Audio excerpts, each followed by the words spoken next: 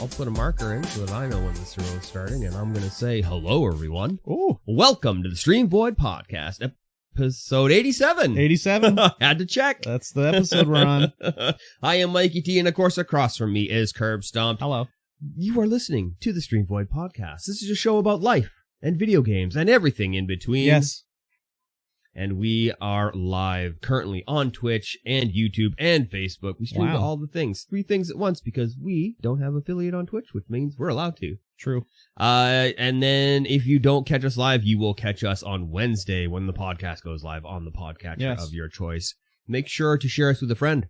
Yes. Get us out there. Get us into other people's ear holes rather than your own. Yes, please. We need more ears streaming.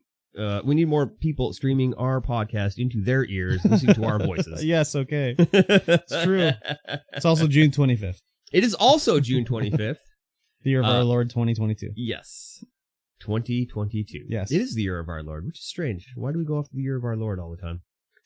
Because religious people control the world. And still true. Probably do. It's true. They still do, actually. Yes. As the recent ruling by the Supreme Court showed in the United States. What a step back in I know their whole, I mean, we're not going to talk about it too much, but they're all like, oh, it's in states' hands now. Well, you know, some laws can be set by the federal government. Yeah, too. you could do it. You could do You don't have to get rid of the law. It was already there. Yeah. So I'll ask you, how's your week? Oh, fine. Work was work. So not much to talk about there. And then I did the usual editing and stuff like that during the week, and then streams and whatnot. Still trying to get back to out of the COVID hole. Still in the COVID hole, eh? Yeah, you know, you'll wake up and feel fine, and then the end of the day, you're like, oh, I just want to lay down. I don't want to do anything but lay down now. Yeah, it's which is okay, because like it's let me watch a lot of stuff that I haven't had a chance to watch, or new stuff that I wanted to watch. So I probably would not have been able to watch like Miss Marvel and ObiWan and everything. Oh, yeah. If I wasn't laying down. But I've also like watched 2 seasons of American Horror Story. Oh, nice. So that's been good. I'm working on 1984, American Horror Story 1984, which I thought I wasn't going to like, but so far it's radical. It takes place in the 80s, radical. So it's radical. Yeah, but it has to be radical if it takes place in the 80s. I thought I wasn't going to like it for the exact reason I didn't like Stranger Things, which was like, it's the forced 80s. Well, yeah, basically, whereas I'm like,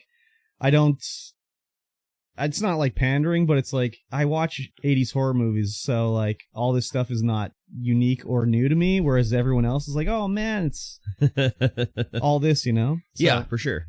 But this one, I don't know. Maybe it's just because, it's just, I guess I like American Horror Story more than Stranger Things. I guess so. Did you ever watch American Horror Story? No. What? Oh my God. No, it's not, it's just not something that's on my list. Well, I'm putting it on your list. It's on your list right now. I usually only watch stuff the wife is watching, and, sometimes I watch Marvel. Okay, but like you watch like, I don't know, that Korean horror movie show in the apartment building. Oh yeah, that one was great, but I was watching that with the wife, so. Okay. Well, maybe you need to turn her on to American Horror Story, see if she likes that, because I'm sure she would. I'm sure she would. It's on Disney Plus. Very good. It's easy to get into. Yeah. Just watch one episode one night with her.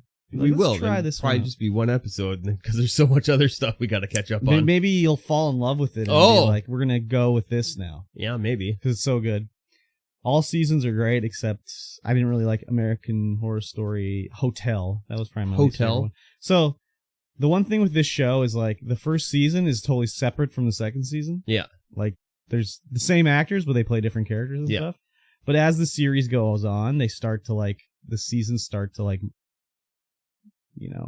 run together a little bit. They do, where it's like, okay, this character that was in season 1 is now in season 4 or whatever. And it's usually not like a main character, but it'll be like, oh, she played like an interviewer, a TV presenter in season 2. And she's also the TV presenter in season 5 or whatever.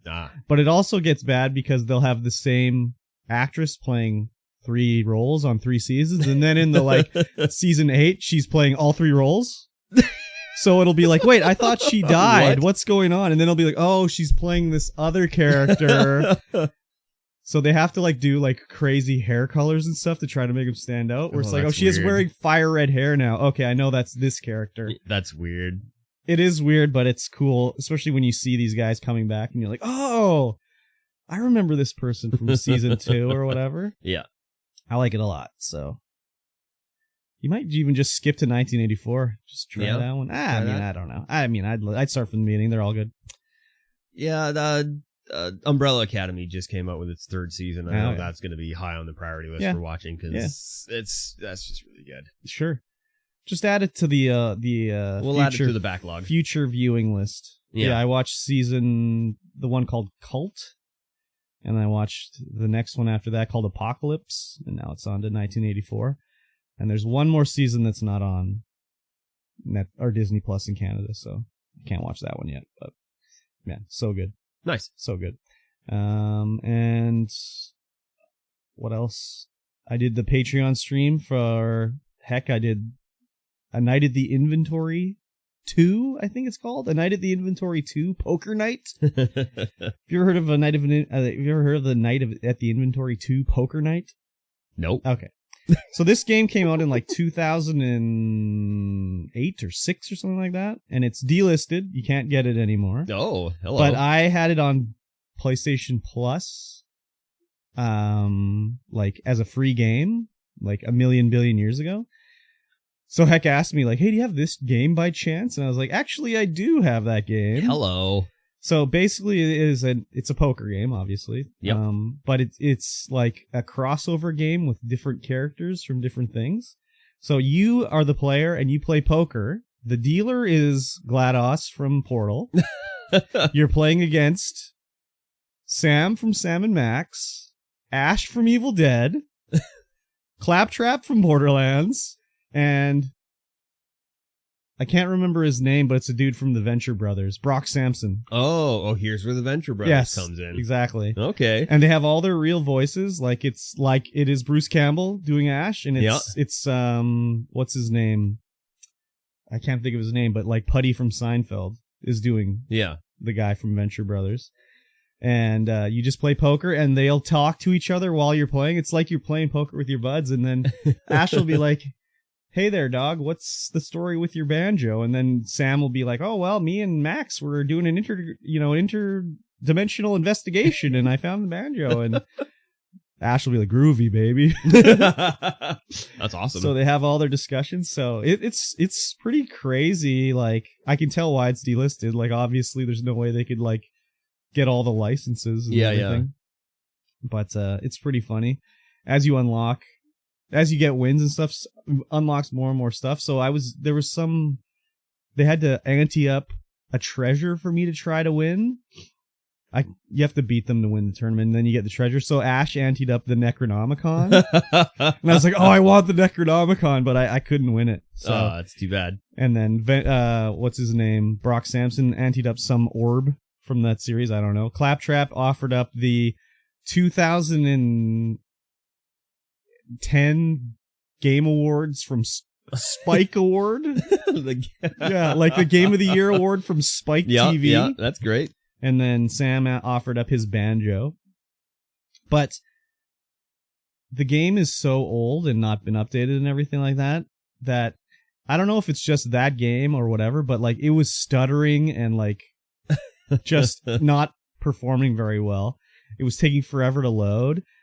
Maybe my hard drive is dying in my PlayStation 3. Like, I mean, it's been in there like since the launch day of the PS3. Yeah, and it's a spinning disc. Yeah, so I might need to slap a new hard drive in there. Yeah, I wonder if you better look up and see if you can change it with an SSD. See if you can change it with an SSD. Yeah, you might be able to put some sort of dock or something in there. Yeah. Is it a full-size hard drive? Yeah. Oh, okay. Yeah, it's like a full-size, like, spinning big-ass disc. So I did put a new one in it, like, back in the day. Yeah. A bigger one, because I think it was like, it came with 60 gigs, maybe? I can't remember. Yeah, it was remarkably low, especially for today's standards. Back then it wasn't that low, but it was still pretty low. So I gotta look and see, because it was like, it'd be like trying to load Ash's lines, and it'd be like, and then he'd say his lines, so. Yeah, I wonder if you could just put an SSD in there. Yeah, I'll have to look and see if there's some sort of mod for the PS3. Yeah. But yeah, it was fun, and I made it crash one time because he was trying to load like something that he couldn't just figure out how to do. But it saves in between every hand, so you can't like cheat it. So nice. I think that was probably the problem. Was it was trying to save and load at the same time, and it just didn't like that. Yeah. So, but it was fun. And then other than that, I played Minecraft. Yeah. Nice. Did some Minecrafting. As always. Every like week I can tell I'm feeling better from COVID, but I'm still not 100%. Yeah. Because I was like, oh, I'll play some Minecraft off stream. Get prepared, and I haven't done that since December, January, like before I had COVID. Yeah. So, yeah. Other than that, I don't think I did too much of anything else. So, kind of boring week, but I enjoyed the poker night anyways. Well, that's good. Mm-hmm. You're probably going to have to pull from the VOD because I just hit record because I totally forgot again. Oh, dang it. But at least I remembered. You pull that part for the VOD, though. Yeah. All right. That's all right. And then we'll go. Quality. Whatever. Yeah. So, anyways, what about yourself? I worked. Oh, yeah. Worked was bullshit. Mm-hmm. Absolutely. Why was it bullshit? It's getting to the end of the month, so stuff's coming down. Oh, yeah. Our boss just accepted way more work than we can actually do. Accepted a lot of work. Didn't hire anybody. That's fine. And then this week he was like, okay, I'm going camping. See ya. Oh, fun. And left me to deal with the aftermath of everything. Fun. So I reached down, I put his hat on my head with all my other hats, kept them all nicely balanced up there, and just went for it. Oh yeah, I will be asking for a raise on Monday. You better not ask, you better tell. So I'll be like, well, you know, if I have to do your job too, you better give me a raise. Yeah. You better give me the power to do your job if you're not going to be here to do your job. Don't say better, just say you will. So yeah, I don't have the power to do anything, but I have to do everything. Yeah. That's baloney. Yes. Yeah, that's baloney. Yeah, it was a stressful week. I had a migraine on Tuesday. Ew. Or was it Wednesday? I don't know. It was a migraine, and then my poor new assistant trying to like learn how to do his job, but I'm trying to do everyone else's job. Fun. Yeah. Be almost time to just like get a job stocking shelves. Pays way less. I can't take that pay cut now. No. I got a Jeep to pay for. Oh, that's right. I got a Jeep to pay for and a lot of other things that I would like to do. Fair enough. So I got to keep the job, but get a raise. And that's, yeah, that was work. Just absolutely crazy. Like I had to sit on a meeting with our representative's boss. Oh, yeah. To explain to him why we're not getting all of our work done. And what was the... Like, you're like, my boss is an idiot, and he took too much work that we can't physically do? It actually went smoother than expected. Oh, that's good. So your boss had a meeting with, like, another guy's boss, and he's like, nah, I'm going to go camping instead? Yeah. Did he know about the meeting? He probably thought it was coming. So he was like, I'm out of here. Wow, what a bitch move. Pulled down the fort. What a bitch move. I know. What a bitch move. I know. Wow. I wasn't happy about that. You should have been like, sorry, boss isn't here. I have no power. Sorry, can't help you. You have to call back. I literally have no power. Yeah. I would have been like, sorry, I can't help you. I'm not in charge. I can only order $1,000 worth of material at once, right? Wow. So what do you have to do? Like, you have to make 100 separate $1,000 orders? He has to order he has to do approve all the orders. Yeah. So I needed to order 3 kilometers of cable. Yeah. Which is, it comes to about $4,000. Yeah.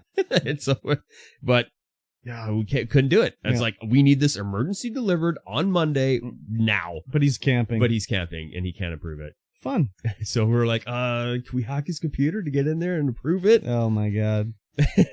Fun. Yeah. So either the Vancouver office needs to be like, okay, this guy's the boss now.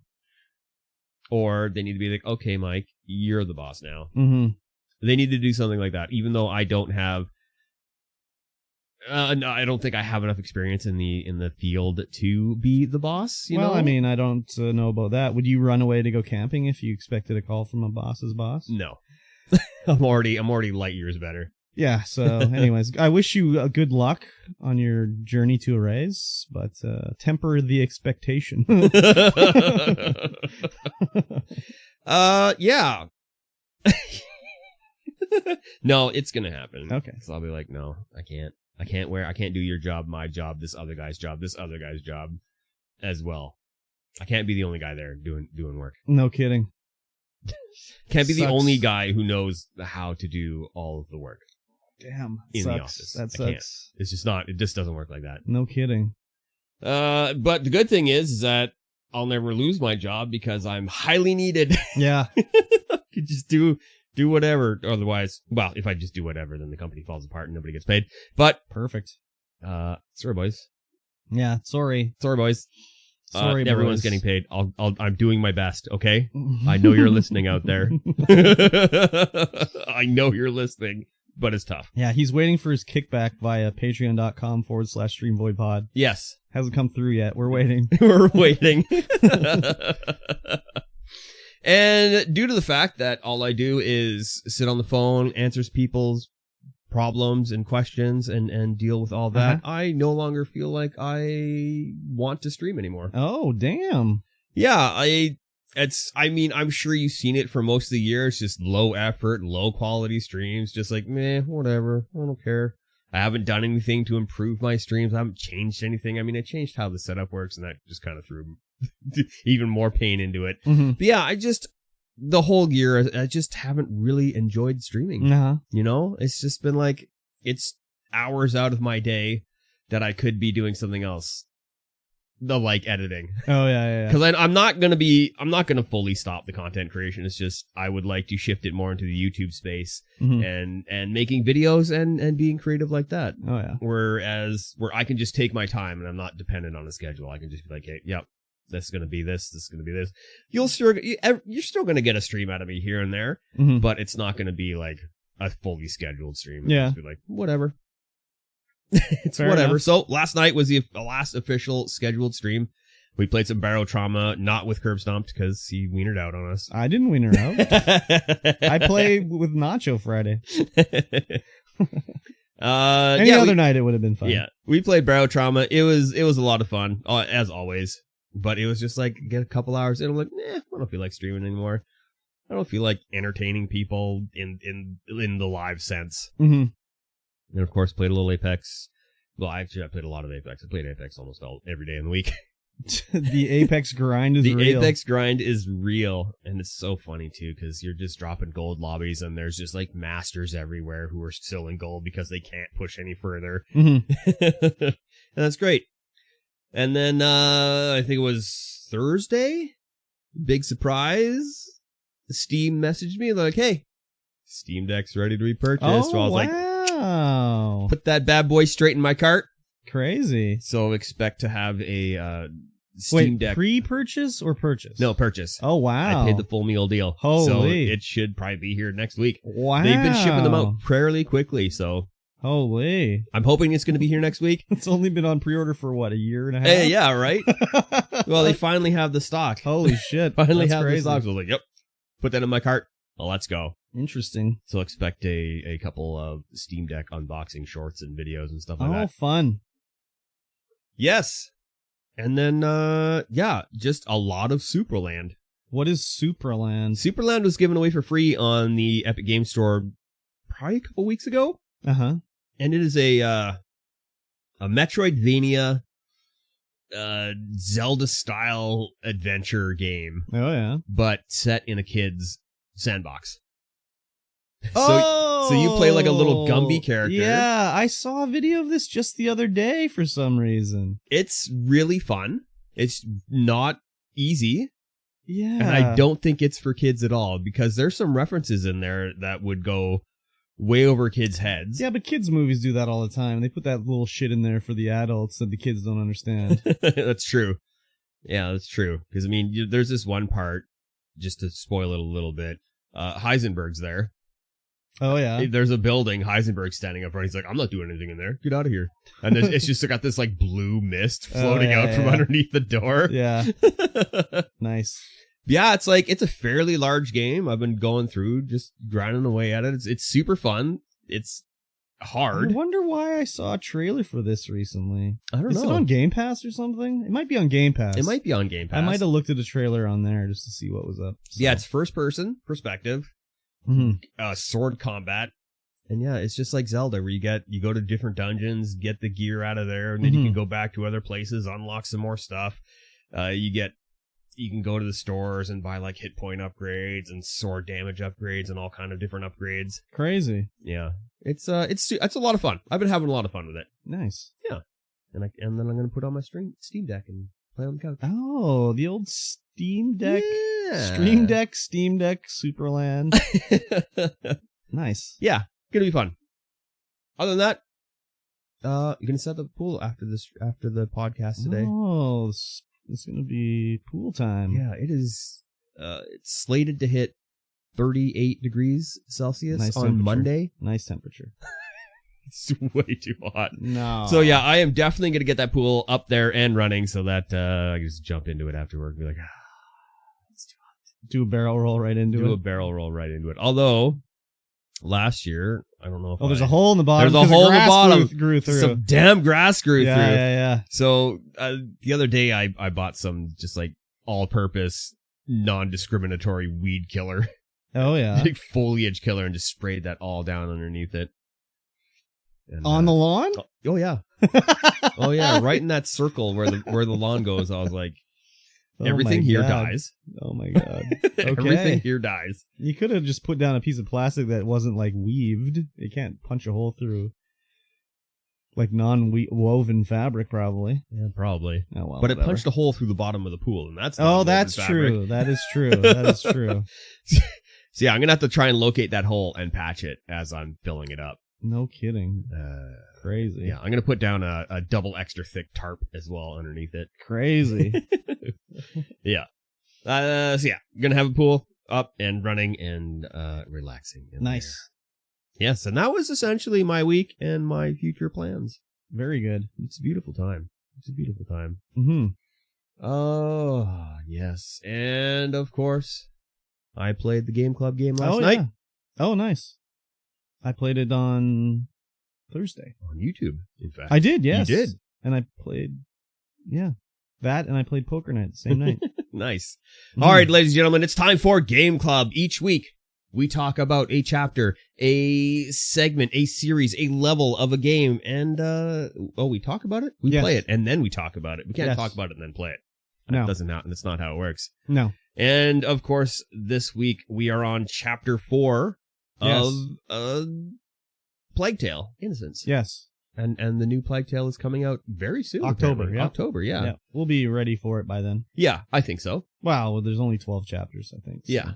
We're already on 4, so. Yeah, no difference. I've been enjoying this game the entire time through. Yeah, so this chapter was we made it out of the church, and we are trying to get to the farm. Yes. And to talk to Laurentis, the doctor. Or, I guess doctor's in air quotes, like he's probably a barber. He's probably a barber for sure. So I'm trying to remember here. I don't think I died in this chapter. No, I did die, but it was the rats that got me. I died 4 times experimenting with what I could do with the guards. Yeah, the guards. Yeah. The guards are stupid, but they're a little less stupid now. Oh yeah, they've upped their IQ points by at least 10 in this chapter. Yeah. So it's a little bit more difficult. You can't just run into the bush and be like, I'm hiding. I know. I got spotted, and I was like, wait a minute. I've never been spotted at this peripheral vision before, but that's okay. Basically, we start walking. We can see a windmill in the distance. We're like, that's where we got to go. But as we get further along, it's like, oh, there's guards all over the road. We have to do a sneak through the old cow parsnip. Yeah, so it's essentially dusk. Nighttime is coming, so we're trying to get to the farm before nighttime comes because then it's Rat City. Yes, I hate Rat City. So there's a lot of guards. A variety of them have helmets, and some of them don't. And if you're quick enough, you could just kill the guards without helmets. Just like rocks, just 100 miles an hour straight to the brain. Yeah, I didn't attack any guards in this chapter. I just snuck, basically. I tried to distract a guard by hitting him straight in the face. One of the ones with the helmet with a rock, and he just like looked straight at me. He's like, I know where that came from. And he runs into the bush and just goes. Yeah, there's no like, hey, press B to dodge or anything. It's just like, no, you are now dead. Yeah, I tried to do some stealth maneuvers, running away, dodging, and it's like, no, he's hitting you with his sword, with the pommel, and then slicing your head off. And then Hugo's like, I miss you, no. Yeah, exactly. Little Hugo. Yes. So there's multiple paths to get through here, I think. You don't have to go the same way. No, you definitely don't. So did you go through the little hut where... I think this part you have to go this way, but you have to send Hugo through to open the door. You have to... Yeah. The guard walks away to look at the stone you throw, and then you send Hugo to go through the little hole. Yeah. The first time, I was like, how do I get through here? Like, I didn't see the little hole. So, like, I distract the guard. And you were probably playing it on stream, so you missed the voice line. I would imagine. Well, I heard them say, like, we have to get in the hole, right? Yeah. But I didn't see the hole. Oh. I saw, like, the panel that was down, right? So I was like, okay, I'll run over there. I'll lift up the panel. He will go in, and then I'll follow him. So I get over there. I'm like, I can't get in here. What the fuck? So I distracted the guard. So then the guard's like, oh, it was nothing. And he goes back to his routine. And I did it again to distract him. He's like, oh, something's up here. And he wouldn't he was like on high alert now. So I couldn't do anything. So I just got murdered basically. Yeah. If you do it more than twice, I think they go on high alert. Yeah. You can't distract them anymore. So then after I died, I was like, oh, there's a little hole there. So then I sent Hugo through the little hole and it was no problem. But then even in the little shed afterwards, you have to distract the one guard that's looking down the hill where you gotta go. So I was like, okay, let me throw this jar to distract him. Yeah. But I threw it too far, so it distracted the other guard that I'd already passed. So I was like, oh, fuck. So at the first little part of the sneaking area, there's you sneak in and then you do a little bit of sneaking, and then there's a bridge where there's a covered wagon. Yes. Is that after that little hut? I think is that the covered wagon with 3 dudes on the bridge? Yeah, the 3 dudes. Yeah, that's right after the hut. Yeah, so after that, you sneak down and you go through the lumber mill. Yeah, the lumber mill. And there's a dude sneaking down the lumber mill, and I brained this guy so hard. He ragdolled so hard into the back wall. It was so funny. Crazy. I stood up and I was like, what the hell? That was crazy. I didn't even think to attack any of these guys. I was just in full sneak mode. So like he was walking around with his red lantern. Yeah. And I just walked underneath where he was. And then there was the other guy up top and I just distracted him and we went through the opening or whatever. So my idea was to just hit the lantern so he didn't have any light. Oh yeah. But I was just like, oh, it's letting me brain him. So I just did it and I was like, oh my God. That was intense. Okay. Just ragdolled him across the room. That was funny. I did kill some, I played 3 chapters. So yeah. I did kill some guys later, but when you use your sling to kill a guy, you're just like, holy shit. It's so brutal. It's very brutal. Yeah. Also, when you were sneaking into the lumber mill, did you go underneath the bridge? I think there was some treasure down there. Oh, I thought about going underneath the bridge, but I didn't know if I could go in the water because there's some parts where you can't go in the water. Yeah. Because at the first part of the chapter, I tried going in the water where the dock is. Mm-hmm. I don't know if you went down to the dock because there's a collectible and some stuff. I don't know if I did or not. I can't remember. There was a monk in a boat, or like an alchemist in a boat, and he had a whole ton of stuff, plus a collectible. No, I did not go down there. I don't know how I missed that, but yeah, I went straight down there, and there he is, and I got all his stuff. It might have been closer to the farm than the earlier spot, but there was still a dock down at the bottom where there was a bunch of stuff to collect as well. No, I didn't go down there. I missed. Looking at the walkthrough, I missed a bunch of stuff, but I missed. I know I missed a bunch of stuff. I'm sure when I was sneaking, I missed a bunch of stuff too. Yeah, and then once we get past these guards, we get closer to the farm, and we have to go through this big ass field. This big ass field of dead pigs. So, before that, we have to sneak through the wheat field or something. Oh yeah, there was a treasure chest along the way, and I was like, I must get this treasure chest. Oh yeah, got to get the treasure chest. Got to get them hot upgrades. The first time I was like, how do I do this? And I got killed by the patrolling guard. But I didn't see no, it wasn't the patrolling guard that killed me. I think it was the guard by the chest, because I was like, oh, the guard's patrolling around here. Let me go get the chest. And I just walked out in front of the guard. You didn't even see that other guy? No, I just was like, oh, crap. So, yeah. And then the second time, I got in there, no problem, and got my loot. But, yeah, this was a whole huge field that I was like, I bet you if I go to the other side of the field, there's other treasure and shit. But I'm like, I'm not going all the way over there. I'm not trying to get 100% completionist here, so. No, I definitely explored a lot. I've been, now that I know that there's things to get to upgrade, I've been exploring a lot more. Yeah, maybe I should have done that, but I didn't. But yeah, I didn't really explore too much where the guards were. I saw that. I know that part you're talking about where the chest is right in the middle of the field. Yeah. So I definitely got that. I mean, I died a lot in this field, just trying to see what I could do with my sling. Exactly. No, I never even thought to use my sling to kill guys. I just was like, oh, sneak time, let's go. But then we climb through a wrecked tower or something like that, and we get towards the actual farm. Yeah. And there's like they've killed like all the livestock here, and there's just like 1,000 dead pigs. It looks has to be 1,000. So gross and disgusting and juicy. Yeah. And this is when the night starts to come, and the rats are like, "We're back, baby." So now we're back into a get the fires going. Yeah. Try and avoid the rats and stuff like that. Yeah. So this first part we didn't have to really get the fires going. It was just like go from fire to fire through the slop, mad panic until we get up to the top. Yeah. And when we get to the top, this is the only time I use my sling. I think at this point was when you have you're to release blocked the pigs.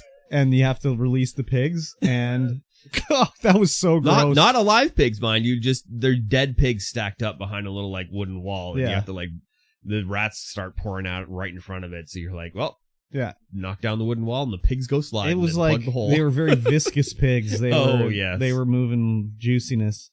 Oh yes. Very luxuriously created and designed pig testicles are on display. Oh, yes. Yeah, that was the first time I saw the pig testicles. Oh, really? They kind of jam them right in your face, and you're like, oh, look at these testicles. I definitely saw them in the first chapter, because I was just like, look at that pig's balls. Holy shit. That's crazy. Then we get to the part where we have to start the fire. And you know what? I was an idiot, and I died here 2 times before I got the fire going. Yeah? Well, if you look, you can tell you have to get up to this fire and start it. There's rats in the way. But you go a little further, and there's a lit fire with the sticks. And 2 times in a row, I'm like, okay. First time I was like, I'll leave Hugo. Because like when you're carrying the stick with Hugo, you move even slower. Yeah. So I lit the stick the first time, and I'm trying to walk with Hugo. I'm like, we're not going to make it. We're not going to make it. And we didn't make it. The rats ate us. Yeah. And then the second time I was like, okay, I'll leave Hugo, and then when I got it lit, I'll get Hugo, right? So I take the stick and I walk up, and I'm like, okay, I barely made it, and I lit it. And then I'm like, how do I get Hugo up here? There's no sticks or anything. So I just called him, and he just got swarmed. I was like, it's safe, Hugo. Come on over. Totally and he got swarmed. And then the third time, I'm like, what am I doing wrong? I was like, oh, right. I can light the stick on any torch.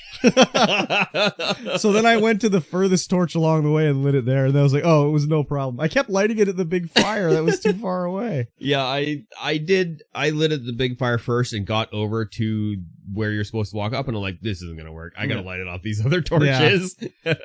So whatever. I got through. But then at that point, it's just like, there's torches along the way, but it's like we have to just run because lots of booking it. There's just rats coming out of everywhere. And then we make it to the farm, and it's nicely lit, so there's no rats to get us really. And we can just go in and check out the farm. That's surprisingly nice. Yeah, there's a crafting table in here, and I effed up and did not craft. No. So now I've got a multitude of, like, my crafting materials are full. Oh, yeah. I'm like, oh my god, I should have crafted. Why didn't I craft there? I was like, I'll be able to come back down and craft. That's fine. Yeah. Not even. So I searched everywhere before I went into the house. Yeah. And then once I searched, finished searching everything, I was in the shed, and I'm like, or the barn, and I'm like, oh, well, this is obviously where I'm going to go. Yeah. There's a fucking, like, some sort of cellar down here, so. Did you get Hugo's herbarium number 2? Yes, I did. He gave me another flower, so that's when I noticed, like, oh, the other flower was gone, so you must get, like, a flower every chapter or something like that.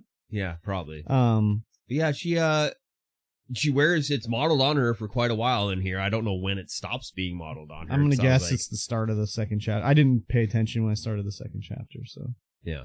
But we go in the house, we find Laurentis. And his boy. Laurentis is not too long for this world. He's got the plague.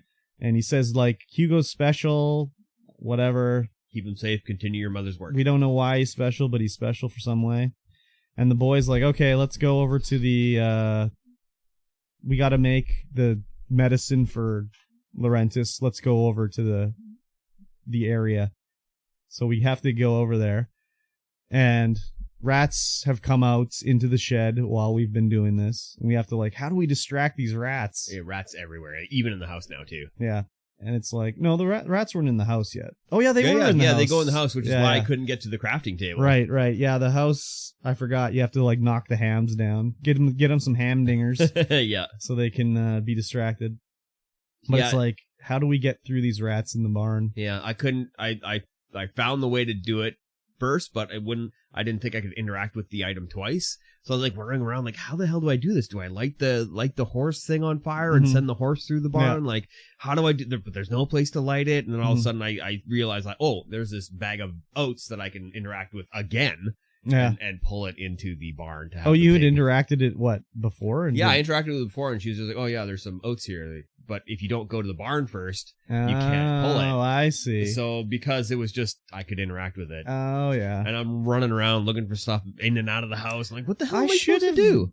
Yeah, those oats just appeared magically. They weren't there. Did they? They weren't. I don't think they were there before. I don't remember. They were there when I walked up to the house. Okay, I wasn't paying attention. I just remember the pig was in the little pigsty. Yeah. But I didn't see the oats. So maybe they were there. I don't know. I don't remember. But I was like, well, pig, you're dead. Follow me, piggy. Sure is. So I dragged the oats in there, and the pig's like, ooh, dinner. And the whole time, of course, the game is just doing this to be a dick to you. He's like, Hugo's like, oh, we're feeding the piggy. Oh, it's dinner time, Mr. Piggy. Enjoy your oats, Mr. Piggy. Oh, I love the little piggy. And I was like, don't get too attached to the piggy there. Piggy's gonna die. So once I dragged the oats in there, I was like, okay, we got the pig in here, but I'm like, the kid, what's his name? I don't even know the other kid's name. Let me see. He's like... Lucas. Lucas is like, I need to close the doors so he doesn't get out. So I'm like, okay, close the fucking doors. Like, let's go. And I'm like waiting, and he's walking around. I'm like, why are you not closing the fucking door? And then it was like, oh, I have to leave. Yeah, I don't click closed in there with it. Yeah. Well, I wasn't sure what was going to happen. Like, I thought maybe we were going to climb on the barrel and break the lights or whatever. Yeah. So then we have to climb on the side wall and, break the lights so the rats swarm the pig. Yeah. And Hugo's like, oh, you're just like the baddies. Amicia.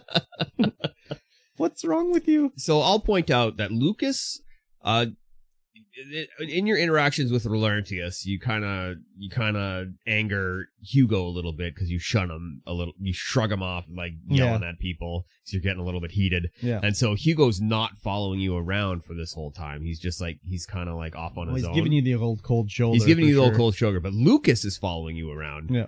But Lucas is his AI is a bit of an idiot. So if you get close to the rats, if you're running and you get close to the rats, he will run into the rats. Oh, really? And then start taking damage until you run out of the rats. I did not find that at all. Oh, yeah. Maybe I didn't get close enough to the rats. Because I was searching around so much, I was like getting close to the rats, trying to look at stuff. And and then Lucas will just run straight into them. Oh, crazy. Like, uh-oh, I'm getting hurt. Help. Oh, crazy. No, I didn't have that. Yeah. He loosely follows you around. Sure. And Hugo doesn't. But yeah, up the side of the barn building. Yeah. And knock the lights out. Kills all the rats go swarming the pigs, and then you can get down there and get down into the laboratory. The alchemist's lab. Yes. Where Lucas teaches us how to make explosive rounds, basically. Yeah. So that we can now light things without having a torch and carrying which was cool. Oh, yeah, super cool. So there's like the rats come pouring in, and it's like, oh, light the embers. Well, why didn't we light them in the first place? But we do it. Yeah. And then he taught us how to do something else, didn't he? I thought he said, I'm going to show you how to do something else, but I don't remember what it was. Did he show you how to do something else? But yeah, I don't. Maybe he didn't actually got around to it. Yeah. He does teach you something in the next chapter too, but I won't spoil it. Yeah. And so now we're running out.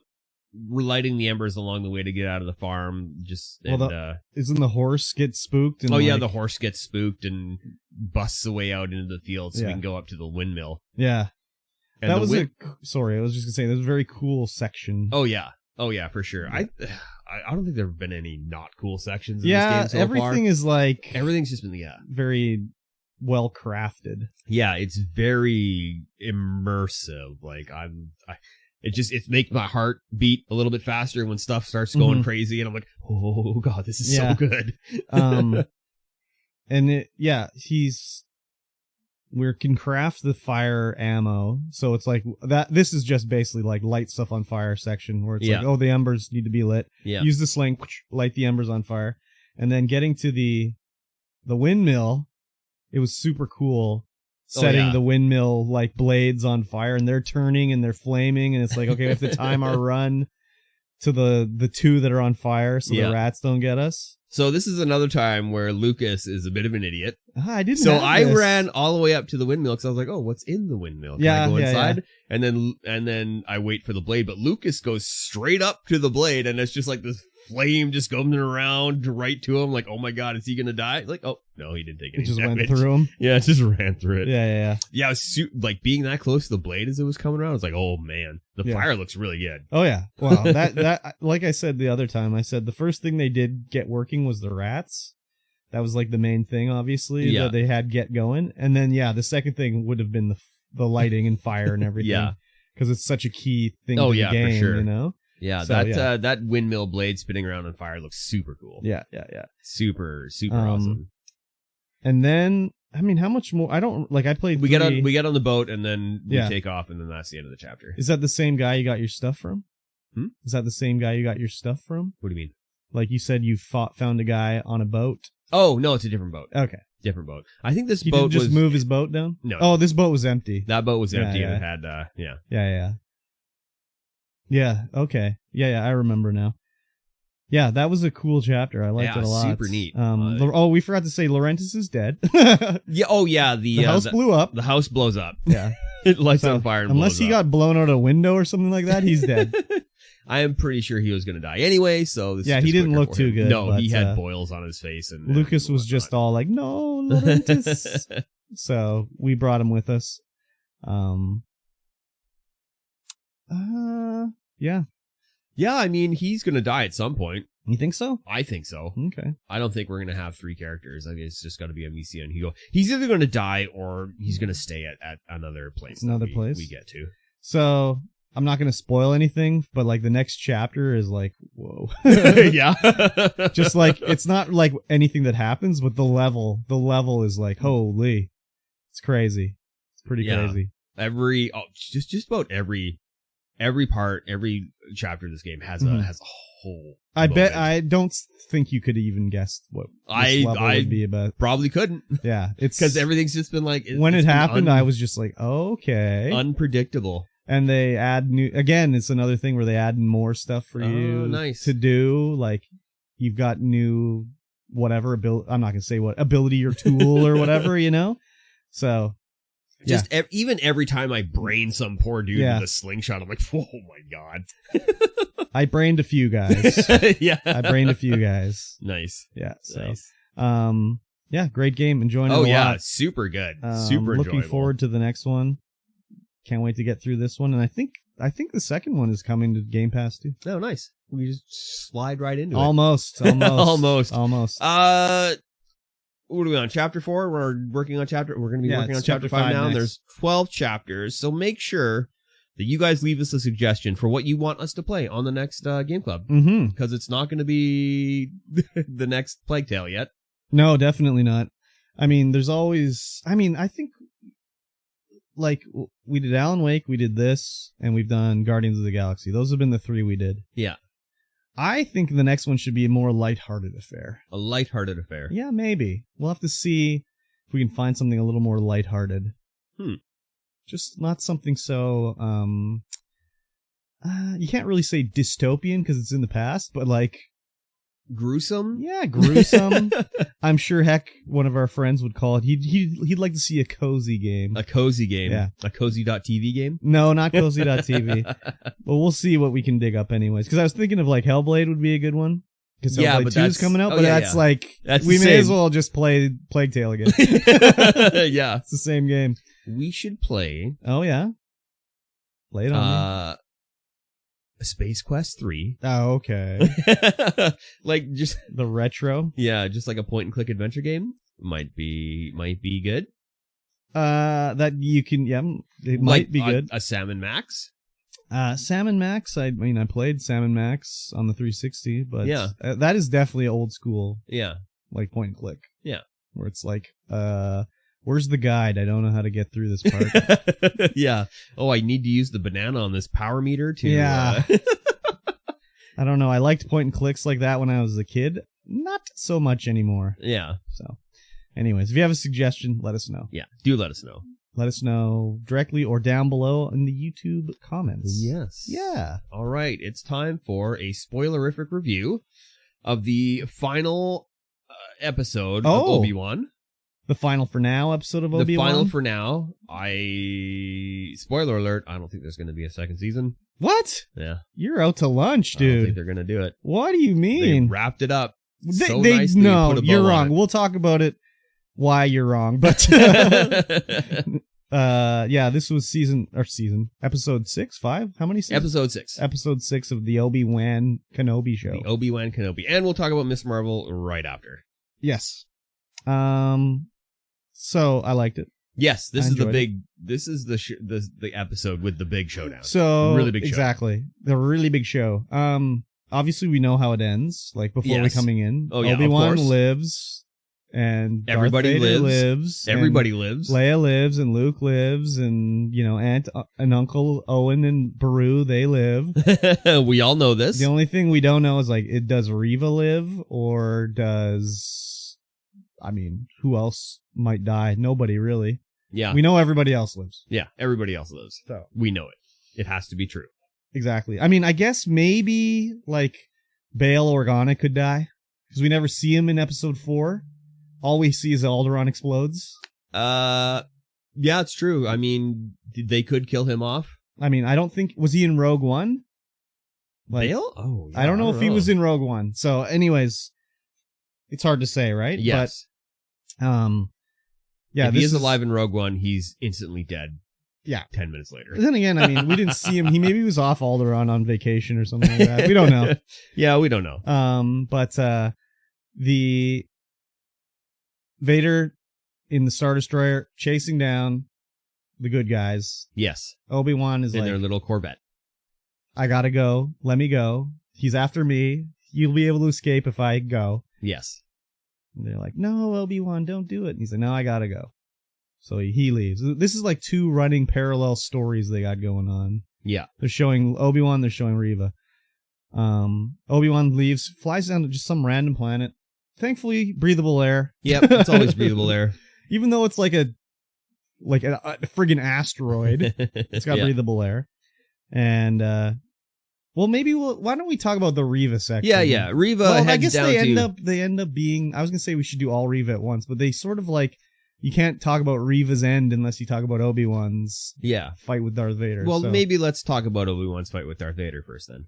Yeah, okay. Because then we can finish it up because they meet up later. Yeah, so Vader comes down and it's like the epic showdown. Yeah, Vader. Extremely epic. How tall is Vader? 7 feet tall? He's tall. I mean, he's mostly machine. Yeah. Anyway, he's taller than Obi-Wan. So yeah, he looked way bigger than him. He's always been bigger than him anyway. Unless, he was episode 1. Yes.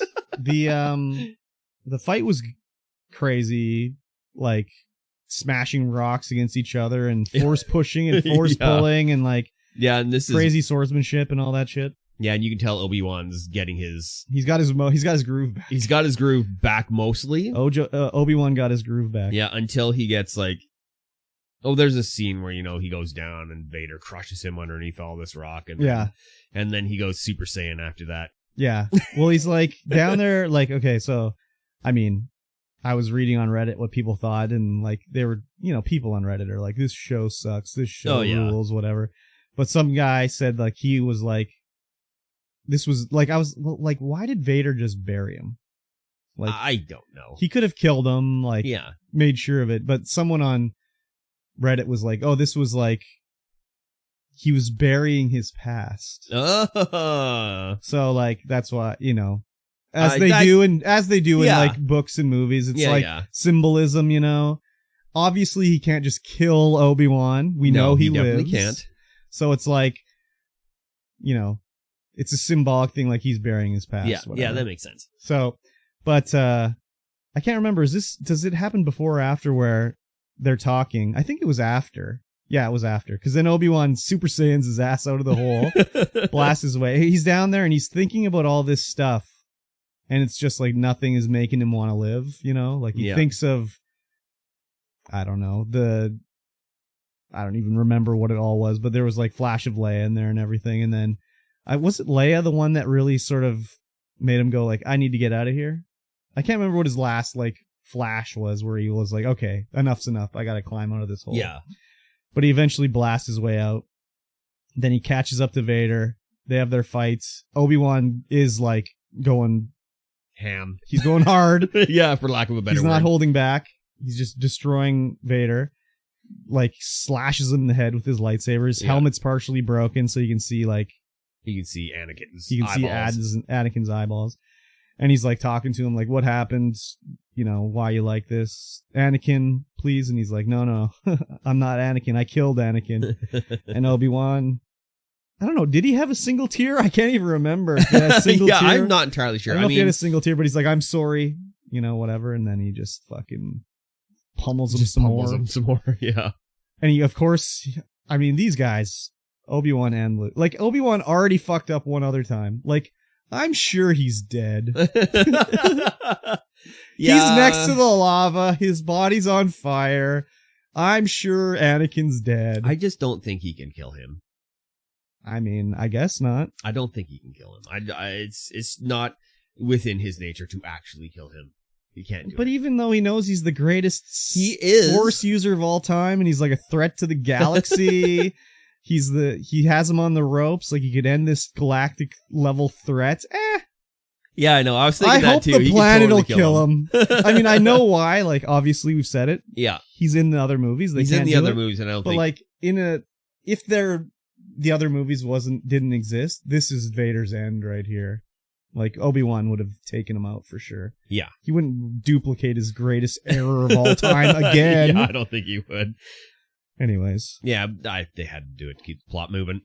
Yeah, I mean, yeah, for sure. Yeah. But while this is going on, Reva, in the previous episode, she learned about Luke. Well, she learned about something on Tatooine. Yeah. So, she's, let me go to Tatooine. I gotta exact my revenge on the universe here. Yeah. I enjoyed the scene where the guy cut in the line for water, and it was like Obi-Wan's boss from the beginning getting his comeuppance. Yeah. And he's like, you want to say something? And what did she do? Like a huge force push and just blasted him? Force pushes him away. So, anyways, the word gets to Uncle Owen that, hey, someone's coming for Luke. You gotta get ready. Thankfully, Reva's like all fucked up. Otherwise, she would have just destroyed them all. Yeah. But she comes down to the moisture farm. The moisture farm at nighttime. Again, like, it looks cool that she lit up her lightsaber, but like, why not just wear a giant target? Right? Like, it looked cool, but I mean, the tactical stuff in this show. I think it was mainly just for lighting. Oh yeah, I mean, it looked cool as hell, but it's like, again, no sane person would do that. Like, hey, I'm right here. I got my lightsaber lit up. Shoot me. Yeah, all the saber effects look amazing in this show, and maybe after the podcast we'll go up and you can watch it in HDR because it looks so good. Yeah. I didn't even watch this on my TV in the living room. I watched this on the TV in my bedroom, which is even worse TV.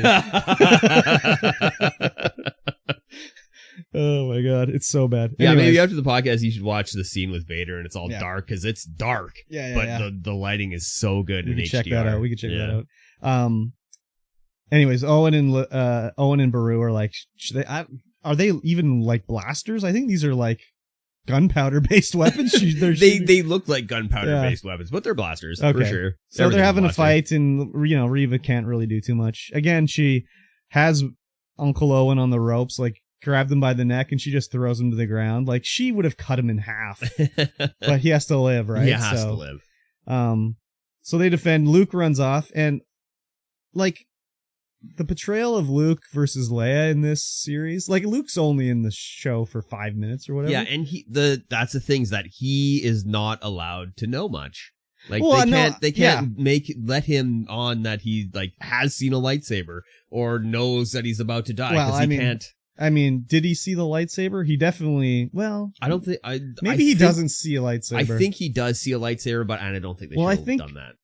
I think because when he's running away, maybe he saw the light of it or whatever. Yeah. But, like, when she catches up to him, he's, like, knocked out. He's knocked unconscious. So he doesn't see her lightsaber. Because, like, in episode 4, he's like, wow, what is this thing? He's got the lightsaber. I know. So, yeah, this was the only thing they could do, really. Yeah. But, like, they show Leia, who, like, Reva is trying to use her force powers on her, and Leia's, like, just using her innate force powers that was never shown in episodes 4, 5, and 6, really. No. Like, she might have been force a little bit sensitive, in 6, but no. In this one, she can, like, fight off the force will of a Sith. It's like, okay. Whereas Luke is just like, he's like one of the Three Stooges. Like, he runs and trips down a hill. Yeah. So, I don't know if that's nature versus nurture, whereas, like, I think it is. Not that she's been taught the force powers, but she's, like, lived in a sort of, like, regimented world, kind of. Yeah, and she knows about Jedi and stuff like that. She's more educated than Luke, because Luke's just, like, on a farm in the middle of nowhere. So it looks like Reva's gonna kill Luke. I wonder if she does it. I don't know. The tension was just so huge there. Yeah. But she doesn't, obviously. She carries Luke back, and Beru and Owen get him, and they're all happy and everything. Yeah. And meanwhile, ObiWan has shown up at this point. Yeah. I gotta go. I liked how he flew in on his ship, landed, and, like, Beru and Owen don't even look. They're just still looking for Luke. Not even like, oh, Obi-Wan's here. Or like, oh crap, some other ship landed. Oh fuck. Yeah. They just assume it's someone there to help them, or I guess, I don't know. So they're like, we got to find him, and then Reva comes back carrying Luke. Yeah. Puts him down, and they take him, and then Obi-Wan and Reva have a heart-to-heart about how you're not like Vader, obviously. Yeah. Like, Yeah, she has a whole flashback thing of Vader killing the younglings. And again, she's Vader killing the youngling. Yeah. And yeah, that's what prevents her from killing Luke. Yeah, yeah. You know? She sees herself on the ground. Yeah, yeah. She projects herself into Luke and is like, I can't do this. Yeah, yeah. So Obi-Wan talks to her and basically is like, you know, you can determine your own path. You're not set to this path. Yeah. So, I mean, obviously she dies somewhere along the way because we never see her again. But you can see Obi-Wan is closing up his camp. His cave camp. Yeah, this is the next day, and he's closing up his like shed camp. Yeah, thing. His like desert cave. Yeah. And he's getting ready, and he finds the old spaceship of I don't even know what kind of ship that was, that he tried to give to Luke. I can't remember what it's called. Yeah. And so he's like obviously getting ready to leave, so he goes back to the camp and wants to tell, like, you know, Owen, like, I'm out of here. I'm out of here. Like, me being here is not helping the situation. Yeah. So I'm going to go further out into the Dune Sea. And he's like, as he's getting ready to leave, Owen's like, do you want to meet him? So he gets to meet Luke. Yeah. Because Luke has to know something about Obi-Wan. Well, he needs to know old Ben in the Dune Sea or whatever. In the Dune Sea, yeah. So I think he gives him the spaceship. He does give him the spaceship. Of course, fucking nerds were jacking off, and this was the climax where he's like, hello there. Because that's like the meme thing. Yeah, dude, I cheered so hard when that happened. I was like, yes, hello there. Yeah. So I was just like, okay, there's the climax right there. And of course, in episode 4, we see Luke, when he gets the droids, flying the ship around, like, just being like, oh yeah. When the moisture evaporator farm. I don't remember. I tried to block episode. You don't mean episode 4. You mean Oh, is that in episode 4? Yeah, it's episode 4 when he's flying the little ship around. He's just like doing a little hand move. He's like, I'm just gonna get out of as here. Mark Hamill. Huh? Episode. Yeah, episode I don't 4, remember Mark that Hamill, at all. He has the ship. I don't remember that at all. This is when they first get the droids. C-3PO is going down for his oil bath. Yeah, and he's just like flying around telling the droids about how he just wants to get out of there and go wow, adventure. Okay. What a nerd. What a little dork. Yeah, it was I mean, it was predictable. Oh, I mean, we could always predict the outcomes. We just didn't know how they would get there. The final scene, Obi-Wan's walking away. Yeah. So this is why I think season 2 is coming. Is Qui-Gon shows up. Yeah. And Obi-Wan's like, Master, you finally come back. And he's yeah, like, I was like, finally, you there. have not been ready to see me. Yeah. And he's like, oh, Obi-Wan's like, oh, okay. And Qui-Gon's like, come on, let's go. We got places to be. And then they walk off into the sunset. This is the setup for Obi-Wan not to be on Tatooine in the next season. He's going to go out into the universe. He's going to do other Jedi shit, not in Tatooine. That's season 2. That could be. I mean, I'm hoping there's a season 2, but they wrapped everything up so nicely. Yeah, but that's why the setup for season 2 is like, it's not going to involve Luke. It's not going to involve Leia. It'll be something we've never seen. So we don't have to be like, well, I know that this character is going to live. Yeah. I know what's going to happen. All that I know is Obi-Wan is going to live. That's all that I know about the series. Season 2. There's probably going to be like, the little callback to like, oh, there's Darth Vader or whatever. But like, I don't expect season 2 to be like Obi-Wan versus Darth Vader again. They're never going to encounter each other again until episode 4. Yeah. That's the next time they see each other. Has to be. Where Obi-Wan will have aged about 50 years time in 5 years. He's going to look like, what's his name? But, I think Obi-Wan 2 is just going to be the adventures of Obi-Wan somewhere else. Yeah, I'm hoping for it. Yeah, I think for sure. So. I mean, why would they do one season? I don't know. Like, it doesn't make sense to me. Maybe just timing and the ability to have Ewan McGregor do the things. Well, he was producer, so he's... Oh, well. So he's like... Let's go, season 2. Yeah, he's getting even more money than just acting in it. So, like, why wouldn't he do it? I mean, it's an easy gig. Really? Like, think about it. He goes to the studio. He stands in front of a green screen for 8 hours a day for 4 weeks. The show's done. He goes to the nerds. They add the effects. Like, it's an easy gig for him for sure. And then all he has to do is say, hello. So, hello there. Maybe there's the next thing too is like, maybe there's the Vader show. Oh, the Vader show. Yeah, maybe there's a Darth Vader show. Maybe. They could show what he's been doing between this part and episode 4, Yeah. Because there's not much. I mean, they show there's the comic books and shit like that. But, like, for the movies, the only thing we see him in is a Rogue One. Yeah. I mean, is Vader in The Mandalorian or any of that shit? I don't think so. No. Okay. So, anyways, I think every Star Wars show is not planned for one season. Yeah, I would imagine. So, Obi-Wan 2, we're going to see that 2025. Let's do it. I think so. Good. Do you like my theory? I like your theory. Thank you. I'll just roll with it. You'll just accept it? I'll accept it because I want to see more. Yeah. I just think the way it ended with Qui-Gon being like, we got places to go. Like, come on. It's like, okay, this is going to be the adventures of Obi-Wan. Like, on some Fartnart 3 planet or whatever. Yeah, it was, I was like, when are we going to see Qui-Gon? When's Qui-Gon showing up? I figured he'd be in there. Like, again, the easiest gig in the world. Oh, Qui-Gon, like, Liam Neeson puts on the wig, puts on a robe, stands in his bedroom, points a camera at himself and be like, okay, let's go. We got to go here. Yeah. So, I mean, recently Liam Neeson has been just doing whatever role comes to him, it seems. Whatever he feels like it. Well, not even that. It's just like, yeah, I'm going to punch some more guys again. I've done this movie 6 times in a row now, but let's do a 7th one. Sure, we're making money? Okay, let's go. Exactly. So, I enjoyed it. Yes, me too. A lot of people complained about it. Oh, yes. A lot of people complained about it, and I unsubscribed from them. Wow, you unsubscribed from them. There were a couple of YouTubers I just unsubscribed from. I'm like, I'm not watching your crap anymore. Holy, what were they complaining about? I don't know. I just didn't even watch. I was just like, they're just their titles. I was like, no, I'm not even clicking this. I'm just going to straight unsubscribe. Crazy. Yeah, a lot of people didn't like Reva. What a surprise. Yeah. I thought she was great. Oh, she was fantastic. I thought she did a great job. Oh, yeah, for sure. They didn't like Leia being like, I mean, it's weird that she's like all of a sudden like a Jedi basically, but like I thought that girl did a great job. Oh yeah.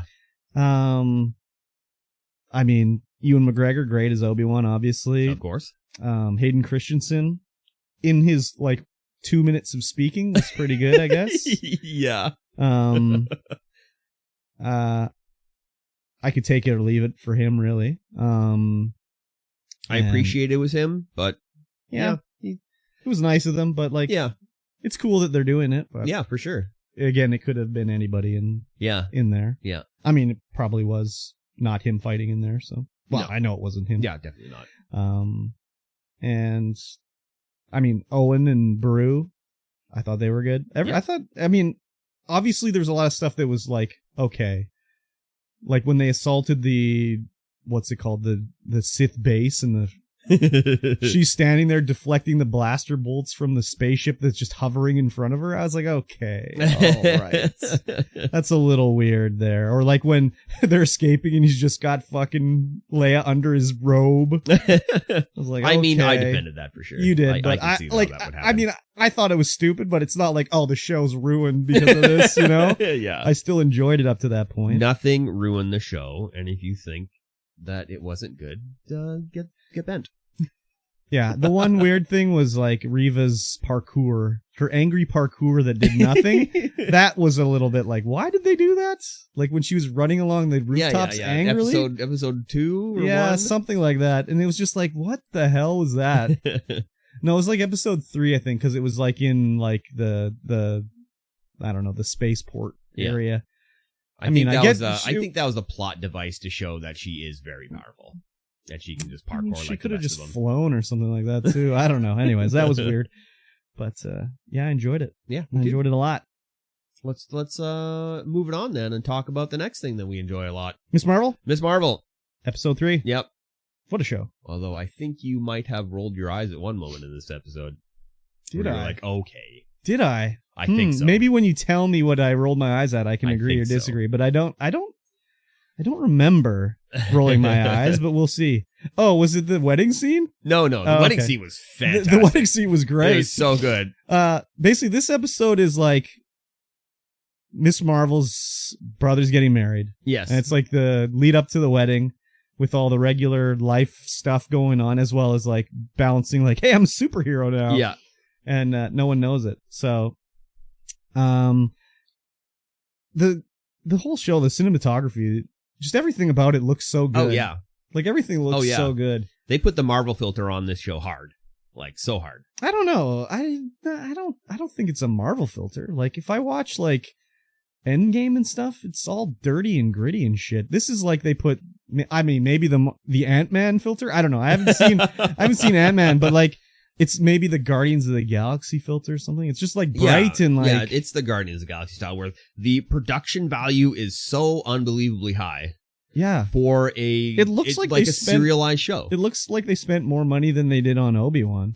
But, I mean, that can't be true. They just spent it better, I guess, maybe? I don't know. I would think that Obi-Wan would have a way bigger budget than Miss Marvel. Yeah, probably. I mean, how much did they pay Ewan? I mean, how much did he pay himself? I mean, yeah, that could have been part of the budget too. Who knows? But anyways, yeah, everything just looks great. Oh, and all the costumes and everything. Like, I mean, for, people that are part of that sort of culture and everything, that's just everyday clothing. Yeah. But for me, it's just like, man, look at these clothes. They look so good. I know. Yeah, because we're not around that culture very much. We're just like, man, everything looks awesome. This is so cool. Yeah, it's exactly right. Yeah, so we get like a deep dive into, and some people have said that it's very accurate. Yeah, that's what I've heard too. How it works over there. The one thing I heard, like, some people playing was like how the pronunciation of Kamala's name they didn't like. But other than that, I guess there's another way to pronounce it. I don't know. So. But yeah, it was just like, which is great. Oh, yeah. Fantastic. Yep. And so we start off after Kamala's been picked up by Aisha. Yes, which we found out now that it's not even who we thought it was. Because we thought it was Kamala's great-grandmother. Yes. I thought that was going to be... it's like her friend or something. Yeah. I can't remember what her name is now. Yeah. We thought it was going to be her great-grandma, but it's not. It's like her great-grandma's friend or something like that. Yeah. And they're like, where'd she go? We don't know. But they have their little meeting, and she meets all the other little hombres. Yeah. And they're like, we just want to help you unlock your powers. We have no ulterior motives. We're just your friends that have been searching for you for like 50 years or whatever it is. Yeah. And we here we find out that they are Jinns from another dimension. Yeah. So they have different names or whatever. Yeah. And so this is the part that I thought you might roll your eyes as like, oh, another dimension. Okay. Oh, okay. I see. I mean, no, not really. Oh, well, that's good. It was just like, I mean, it's a superhero show. There's been other, I mean, it's maybe in another show, like maybe if that was like Star Wars or something like that, I'd be like, okay, whatever. But like dimensions in comic books, that's been around since like the 70s, like 60s and stuff. It's like, what version of Superman is this? Like that's, or what version of the Flash is this? What dimension is he from? Yeah. So I could see it in another show, but in a comic book one, no, that's an established trope. That's an established trope. Yeah, I guess so, huh? I guess so. Especially like, what's the Marvel universe? The 616 universe or something like that? I don't know. Yeah, I don't know what number it is, but I mean, and every time they buy another comic book company, that universe gets folded in and stuff like that. So yeah, I'm okay with that. But yeah. Okay, well, that's good. They have alternate names, like they're called Jinns or this or that or this. Yeah, I can't remember what it Demons is. was one, Jinn, blah, blah, blah. And you know what? When they say like, oh, you know, we have different names like Jinn or Demon, it's like, oh, maybe they're called demons for a reason. Yeah, that's kind of a red flag. Yeah. That might be a red flag on these people. Kamala's a little trusting. Yeah. She sees the good in everybody. Yes. So they are nice to her. She is just a child after all. She likes full of innocence and wonder. She likes Cameron. Yeah. That whole scene with them, like, when Cameron's mom's like, oh, she is adorable. I didn't say that, but I mean, it's true, but I didn't say that. It was a good scene. I enjoyed that a lot. So she's got to think, like, they want her to use her powers to open up a portal so they can go home. They don't want to be on Earth anymore. They want to go home. So you're like, okay. So she goes to Bruno. Yeah. To have, like, help. I need help. I don't know how to do this. Please help me, Mr. Big Nerd Brain. And he's like, okay, I can help you, but like, don't do it yet. I got to research it. It could be dangerous. Maybe nothing will happen, or maybe you'll blow up the world. Yeah. So like, let's, you know, whatever. And she's like, well, they're nice. Like, I think it's okay. Like, I don't think I got to worry about it. We're fine. Yeah. Just do it. So she's like, you know, am I going to do it? Am I not going to do it? Yeah. And you know, she's wrestling with it or whatever. And she texts Cameron, and Cameron's like, oh, just focus on the wedding. It's fine. Don't worry about it or whatever. And then Cameron's mom finds it and is like, are you fucking with me right now? She doesn't say it like that, but... Yeah, she's very upset that things are going to go, that they're not going to get it done right now. They go, these Jinns, obviously they're demons or whatever. They go from 0 to 100 just like that. Real quick. Because she's like, I'm done waiting around. I'm like, it's been literally like 5 hours. And you've been raiding for literally 5,000 years. Yeah, like, don't even worry about it. She's like, no, we're not waiting anymore. I'm done being nice to her. It's like, wow, you were nice to her for like 5 hours. Like, you can wait another 5 hours. Anyways, again. Yeah, I feel like this should have been the next episode that everything goes down, but... I mean, they have limited episodes. They got to get through it, which is good. I prefer it this way rather than when they stretch it out and they'll have like a filler episode where nothing happens and you don't even need to watch it. Yeah. Like in a series that's 22 episodes, you only need to watch like 18 maybe. Yeah. Because like 4 of them are just like garbage trash filler episodes. So yeah. But they have the whole wedding scene. The whole dancing scene. So good. Everything was great. It was like, you see like Bruno come in and he's dancing, and then you see like, I don't know her brother's name, but his fiance's brother slides in and he's doing the little dance, and it's just like a meeting of the cultures, because you see all like, you know, her family's wearing suits and ties and everything like that, and they're dancing, and it was just a very like very nicely shot scene that I enjoyed a lot. Oh yeah, for sure. I definitely want to go to an Indian wedding. Like, I think it'd be awesome. And my friend who is Indian is getting married, and he's having a full on traditional one. And perfect. I'm like, hey, I want to go. Yeah, can I be invited to your wedding? Hey, invite me. I want to go. Can I be invited to your wedding? Here's my RSVP. You weren't invited. Can I come anyway? I think it'll be so fun. Oh yeah, for sure. I think it'll be so fun. So it gets to the point where it's like, you know, the party's going, whatever, and Bruno and Kamala are gonna do a dance, but right at that moment, Cameron comes running in, and he's like, Brian, I need to talk to Kamala. He's like, I know you know my name is Bruno. But Cameron's like, my mom's coming. She's going to kill everybody. You got to get out of here. So Kamala's like, okay, let's get out of here. Pull the fire alarm. Everyone gets straight up pulls the fire alarm. Yeah. And then they do show up and it's fight time. Oh, yeah. They start busting out weapons. Yeah. Like the one dude has like a little pin that turns into a giant spear. Yeah. And the guy pulls his belt off and he's got a whip. And then some guy, what did he have? I don't know what he was carrying, but it turned into the cudgel of something or other. Yeah. Where he's this huge bald mace. He just kind of pulls it off his lapel and just like, wing, and it turns into a giant cudgel. Yeah.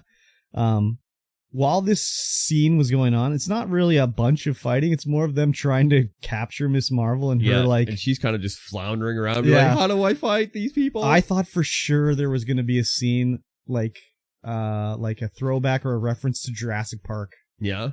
Like, you know the part in Jurassic Park where they're hiding in the kitchen and you can see the reflection of the dinosaur and stuff? I was just waiting to see a scene like that, but it didn't happen.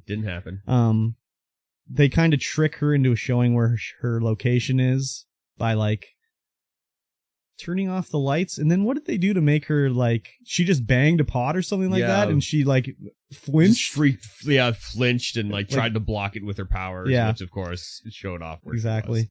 So they go back into the main hall out of the kitchen and have this fight where she was more in her element, where she was like fighting back and like running up her little light crystals and like, you know, blocking their attacks and everything. Very cool scene. And then it's getting like, oh, she's down and out. She's going to get caught.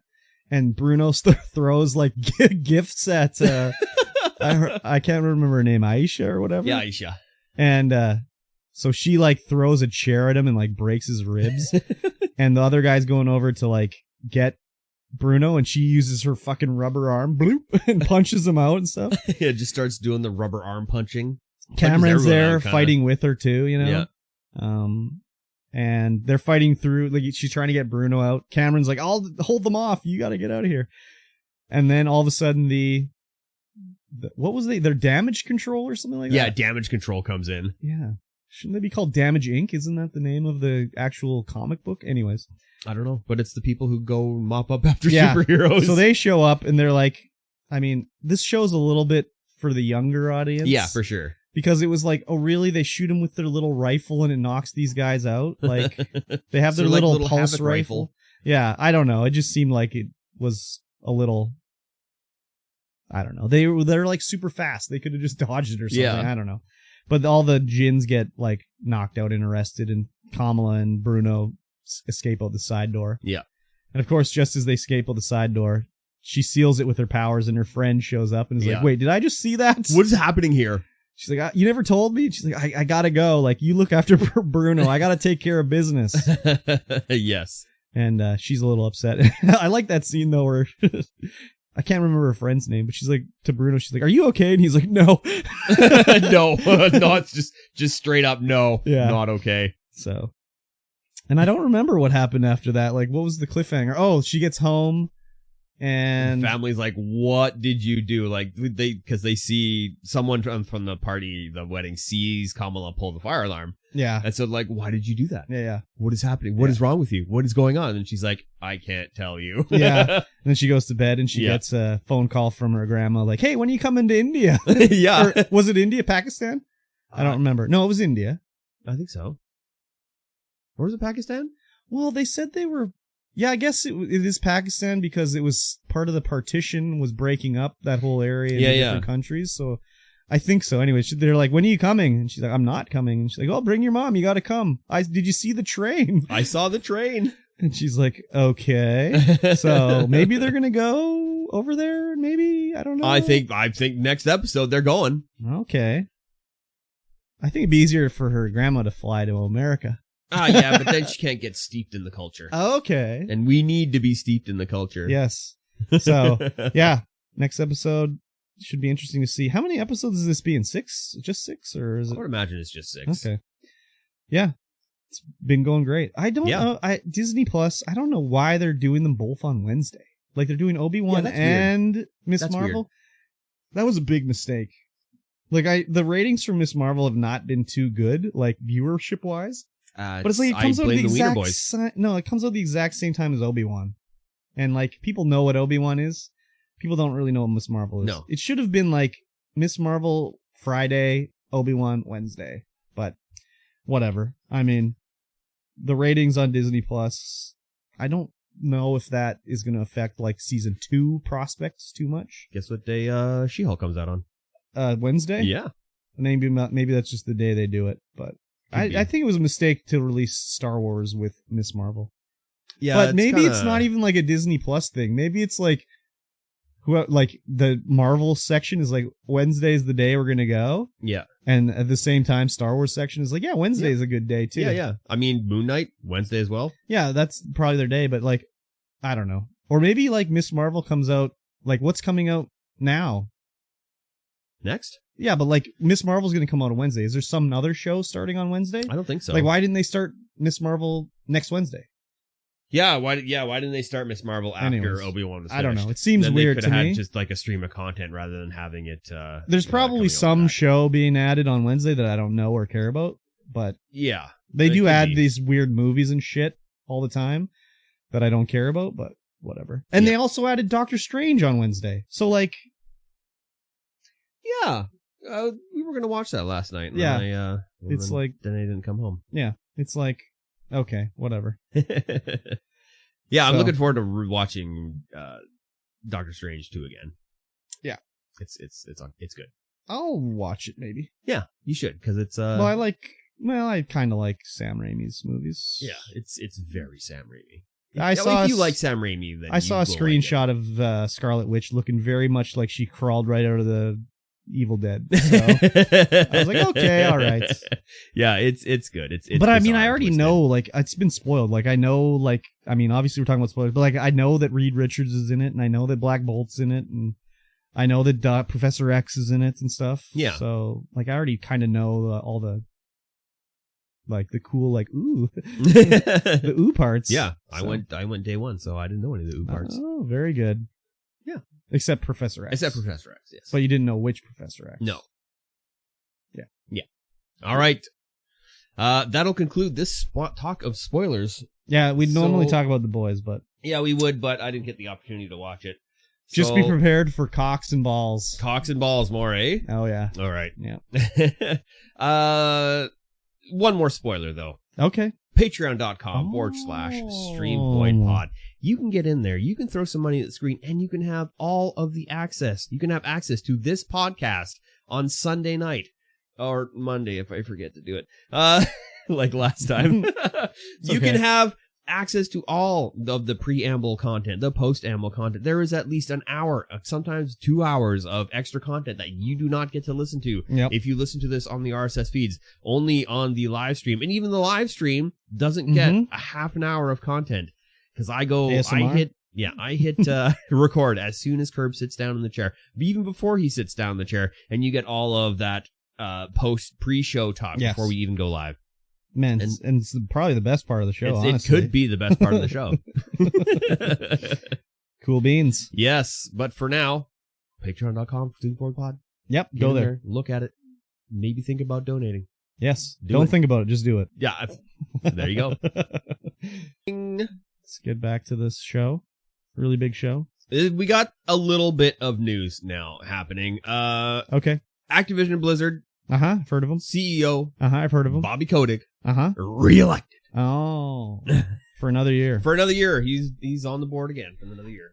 So the whole story when Microsoft bought Blizzard was that he was going to stick around till the merger's done. Yeah. It's not done yet. Not done. So I'm not too surprised that they reelected him. Like, this is hot on the tail of like last week. Activision Blizzard was like, we didn't do anything wrong. We found ourselves innocent. We did the investigation. We're fine. We're fine. We're innocent. We didn't do anything wrong. So yeah, they reelected Bobby Kotick. I mean, he has taken Activision from like a $1 million company to like a $70 billion company.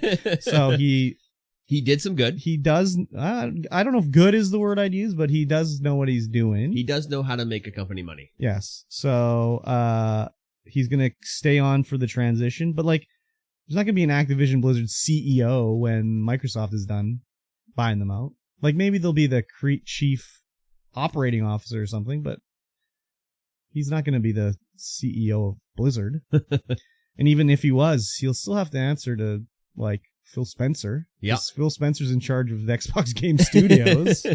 So it'll be just till he's whatever out of there. Yeah. I mean, why doesn't he just retire? Like, I don't get these guys, man. I don't know. They once they get to be 100, they're like, no, I'm sticking in. But like, how much money does he need? I don't know. Like, anyways, I don't white dudes need all of the money. I guess so. I just don't understand. Like, you just take your fucking money, go live in the Maldives, get a yacht, just drive your boat around all day, have everything you need helicoptered in, like get your Starlink satellite on your boat and just enjoy life. Yeah. But these guys, gotta I don't know. Keep working. I mean, I guess he must work 100 billion times harder than me. That's why he gets paid the big dollars. Probably.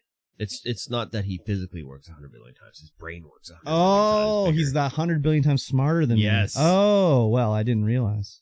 I didn't realize that. So he surrounds himself with people who are very smart. Does he? Yeah. Okay. And then those people make all the decision. He goes, yes, no. Yeah. He's like, I'd like to see Overwatch 2. I would like to see Diablo Immortal. You're going to announce it at BlizzCon. And all this bullcrap. There's a couple other things that they did. You know, they elected him to continue to be CEO, but they also approved. This was the shareholders voted on this. This isn't just like the board, really. It's the shareholders. They also said, you know what, the executives, they need a better compensation. They agreed to that. They voted against adding an employee representative to the board of directors. They're like, no, the employees don't need a say at the table. Forget that. Yeah. So, I mean, this is all strictly just, I mean, what a surprise. The shareholders only care about money. I mean, I have shares, whatever. I didn't vote, but like, obviously all the voting was done. Like, how can we get more money out of this? For nothing else. For sure. So. It is what it is. Bobby will be gone eventually, I guess, in theory. They said he was. He even said he was. But will he? Is it all a big ploy? It's a big ruse to get the share numbers up. Yeah, exactly. Kotick's leaving. Share numbers go up. Nope, yeah. Just kidding. Well, it wasn't like he's leaving. It's more like Microsoft is buying them. Shares go up. Yeah. So, number goes up is what you like to see. So, anyways, it is what it is. Maybe once they're under Microsoft, maybe things will get a little better. Yes. I mean, could they get worse? I guess so. They could, but I doubt it. Yeah. I doubt it. Microsoft seems to know what they're doing now. Yeah, more or less. More or less. I mean, they have better PR, I guess, than Activision Blizzard. Yeah. So maybe that's what it is. Way better. Maybe that's what it is. Could be. But yeah, once he's gone, that'll be good. Yeah. I agree. But I'm not surprised this happened. No. Exactly. All right, next up. Uh-huh. I've lost my thing. Uh-oh. Bungie sues Destiny 2 YouTuber who issued almost 100 fake DMCA claims. This is crazy. Yeah, so this guy's name is Lord Nazo. Yes. And he was... That's not his real name. That's not his Christian name. That's not his Christian name, not at all. He was impersonating a guy from Bungie. Multiple guys from Bungie, and he was issuing takedown notices on other creators' content. So, yeah, this is crazy. So, it seems like the reason he was doing it was to get his channel reinstated on YouTube. Because his channel had been deleted because he kept uploading Destiny 2 music. Yeah. Which they would DMCA it and take it down, but then he'd re-upload it, and eventually he got like 20 strikes or something like that, and they deleted his channel. So he started to do fake. This is what it seems like. Yeah. We don't know, but the way this whole reads, this is what it seems like. So he started to do fake DMCA claims to try to get other channels taken down, so that it would look like his was taken down mistakenly as well, and get reinstated with the other ones. So he would just, and like the YouTube's DMCA takedown system is fucking so stupid. It is. It's awful. You can just go in, make an account, say I own this, send a DMCA strike, and then they just take it down. Yeah. They don't like have to check and see if it's legitimate or anything like that. So Buddy made his accounts. They were like, I don't remember what the company that was doing the DMCA against him was called, but like if his name was Steve Stevenson from like the BMG group, he would go to Google and make an email stevestevensonbmg@gmail.com and start issuing DMCA strikes from that email address. And people were getting these strikes and being like, well, obviously this isn't coming from Bungie. But I mean, they thought it was from Bungie because who else would do it, right? Yeah, exactly. But Bungie's like, no, it's not us. Like, we're not doing it, so we don't know what's going on. So Bungie is taking them to task, and they're going to charge them $150,000 in damages and in injunctive relief for each fraudulent copyright claim, totaling up to $7.65 million. Yeah, and they're not going to get any money from this, obviously. This dude doesn't have any money. But it's like a, thing to preemptively prevent anyone from doing it again. Yeah. YouTube really needs to figure out their DMCA process because this is stupid, right? Yes, they need to vet the people. But, I mean, how many DMCA strikes do they get in a day? It's just all automatic. We get a strike, just send it out. Send it out. We'll work it out eventually. Yeah. Someone will, if it's not true, someone will come and be like, yeah, that's not true. Just, wow. This guy sounds like he's probably like 18 years old. Probably. And he just thought like, oh, I know what I'll do. I'll make all these other fake DMCAs. And then when they reinstate them, I'll get my channel back and everyone will be just, happy hunky dory. Yeah. Like, why not just when you get your first DMCA strike, be like, oh, I guess I got to take them all down. Like, why just like upload them again for spite? I don't know. Yeah, it seems strange. It was weird that he was getting strikes, though. Usually they don't do strikes. Usually it's just like, we claim the revenue off of this video. You don't get anything. So very weird. Yep. I heard with like those revenue claims and everything like that, there was a guy, I don't know what YouTuber was, but he would upload like let's say he uploaded a video of him playing Final Fantasy X, and the audio would get claimed by Square because they own the song, whatever. So he would lose all the revenue. So what he started to do was he uploaded an audio clip to a YouTube channel of this shitty song he made. That's the only video on that YouTube channel, is his custom-made song. Yeah. And when he would upload a video, Square and his other account would both say like, hey, we own this video, our music's in it. So the revenue would get split with his shitty song account. That's funny. Yeah. So, I mean, it works. Like, you own that song. So, but, it's like, it's so ridiculous how everything is done on YouTube. Yeah. It's like very much not for the creator. Yeah. Unless you're huge. Yeah. Then it's okay. But like when you're just nobody, it's very tough on YouTube. Yeah. I got a copyright claim on Instagram. Oh, really? Yeah. For using music that they provided for me to use. What? Yeah, and they were like, no, you can't use this music. I'm like, what? That's weird. You gave me this music to use. That's weird. I know. That's so weird. Yeah, it's some of my favorite music to use in like just like a little short. Oh, and wow. like, yeah, you can't use this music. I'm like, what? You gave me this music to use. That's weird. What is this even talking about? That's so weird. But it's not like, it's only certain countries. So it's not like, so they don't have the license in like Siberia or something like that. Yeah. But Canada, US, fine. But like, you can't see it in Albania? Yeah, can't see it in Albania. Yeah, that's so crazy. weird. And they're like, would you like to fight this? I'm like, you provided me the music. Yeah, you can fight with yourself. You fight yourself, yeah. That's crazy. Yeah. I just hope YouTube sort of changes their like monetization standards. Yeah. They're a little extreme, I think. They're a little extreme. Probably. Not probably, for sure. Yes.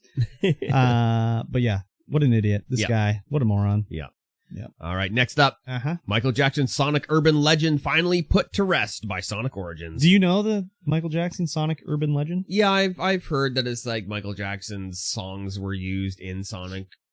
Some Sonic, I don't know. Sonic 3. Sonic 3. Yeah, he composed music was the like urban legend is that Michael Jackson made music for it. And because like Sega swapped them during this time he was doing that Sega's Moonwalker, Michael Jackson's Moonwalker game for the Genesis. So, yes, the music on Sonic Origins for Sonic 3 has been changed to, like, prototype music that they fully fleshed out. So they had, like, the prototype version that had music in it that they had, like, the composer go back and, like, finish up, basically. Oh, yeah. And that's what's in the game now. And they removed the other songs. And then Yuji Naka tweeted about, like, did they change the music in Sonic Origins even though, like, Sega used, like, licensed music for Sonic 3, and that's basically like him saying like, yeah, there was music by Michael Jackson in there that they couldn't license again, so they had to remove it. That's been a legend for like fucking ever. Yeah, like I remember reading about that in like EGM and stuff like that back in the day. So pretty crazy. It's finally like, you know, not officially, like it's not like official like, yes, Michael Jackson did it, but it's like it's getting it's pretty there. All signs point to it being true. Yeah. I don't remember. I mean, I have Sonic and Knuckles, Sonic 3. I don't remember the music. No, like, me neither. I played it. Like, I played it a bunch. I've never played it, so. You never played Sonic 3? No. I mean, I played it, like, way after the time. I never had a Genesis growing up, so I never played it. But I mean, who did? My friend his brother had one that we would play like Altered Beast and shit on and stuff like that, Sonic, whatever. But I didn't know a single person growing up. It was very weird. Like except for me. My buddy had a Master System, and then he got a Nintendo later. Yeah, but he had a Master System, and I was like, "What the fuck, Master System? What is this?" I think he got it from Consumers Distributing. So like that tells you how long ago that was. Yeah. And his brother had a Genesis, but other than that, everyone had a Nintendo. I didn't know anybody that had a Genesis. I didn't know anyone who did. But like, I would go over to the house and be like, "Oh, let's play the Genesis," and his brother would be like, "No, you can't play my Genesis today." He was like a fucking fickle bastard. You know?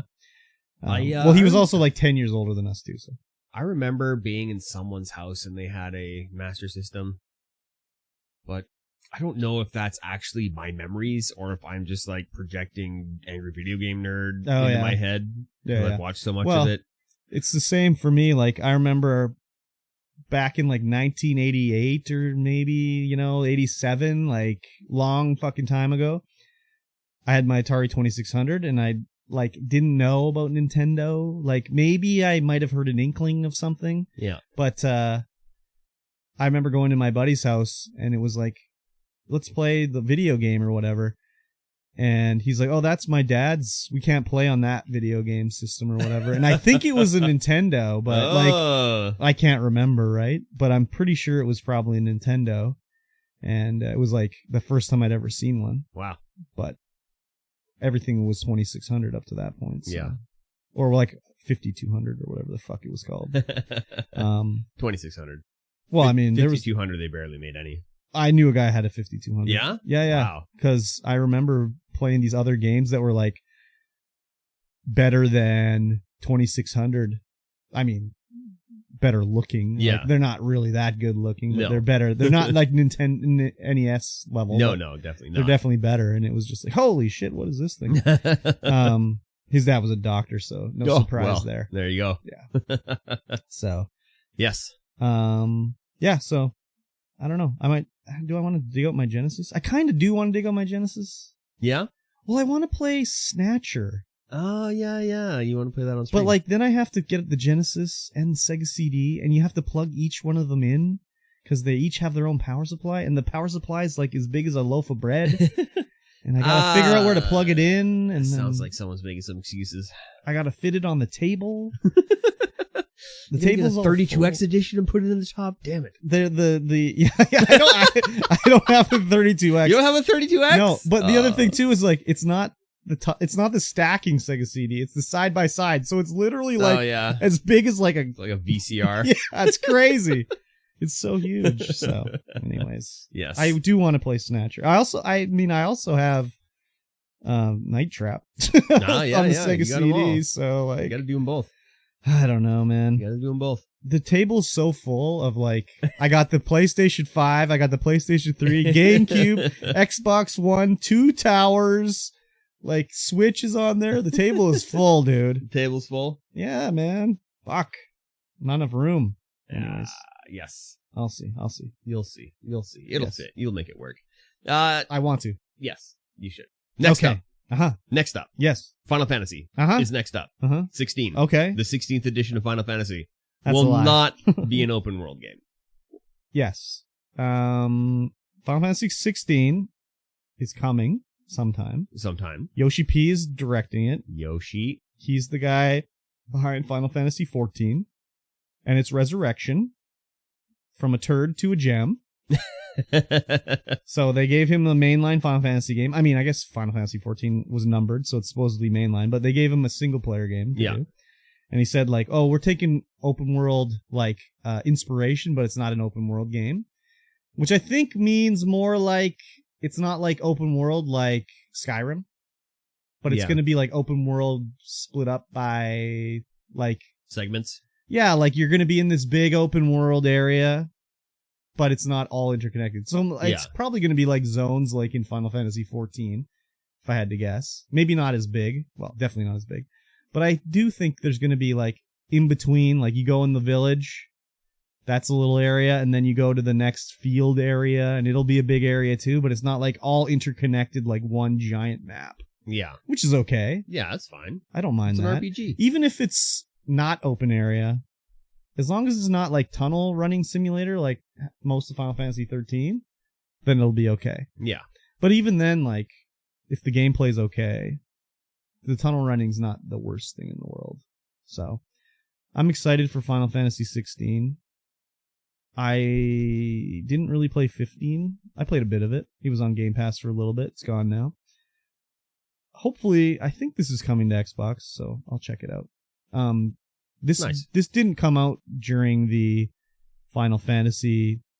Square did a 10-minute live stream about Final Fantasy VII's 25th anniversary to talk about Final Fantasy stuff. And they showed off. We never talked about this before, so I'll just do a quick rundown. They showed off, talked about Final Fantasy, whatever, and then they showed like they're doing a remake of Final Fantasy VII Crisis Core, which was another Final Fantasy like PSP game, I think, or Vita, I can't remember.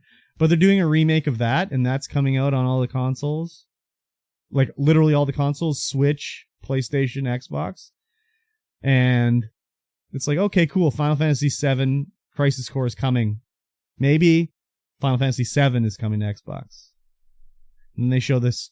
They say Final Fantasy VII is going to be 3 games. They've said that finally, because they never said how many games before. They definitely They were didn't. like, we're going to put one out and see how it goes. So if it did bad, it would have been just 1 game or whatever. Yeah. But they now said it's 3. And then they showed off Final Fantasy VII Part 2. And it's only coming to PlayStation still, man. Still only PlayStation. Like, come on. They're putting out their Crisis Core on Xbox, but not the Final Fantasy VII. Come on, man. Why you gotta do a thing to me? So it was a very weird ass stream they did. Yeah. They showed off a lot of crap when I was just like, oh, no one asked for this. Anyways. Part 2 looks interesting. I guess I'm just gonna have to bite the bullet and play it on PlayStation. I guess so.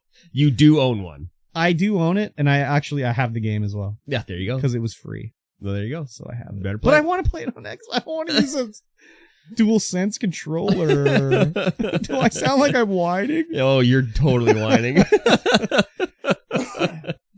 I mean, I just like the Xbox controller. I'm sorry. Yeah, I'm with you on that.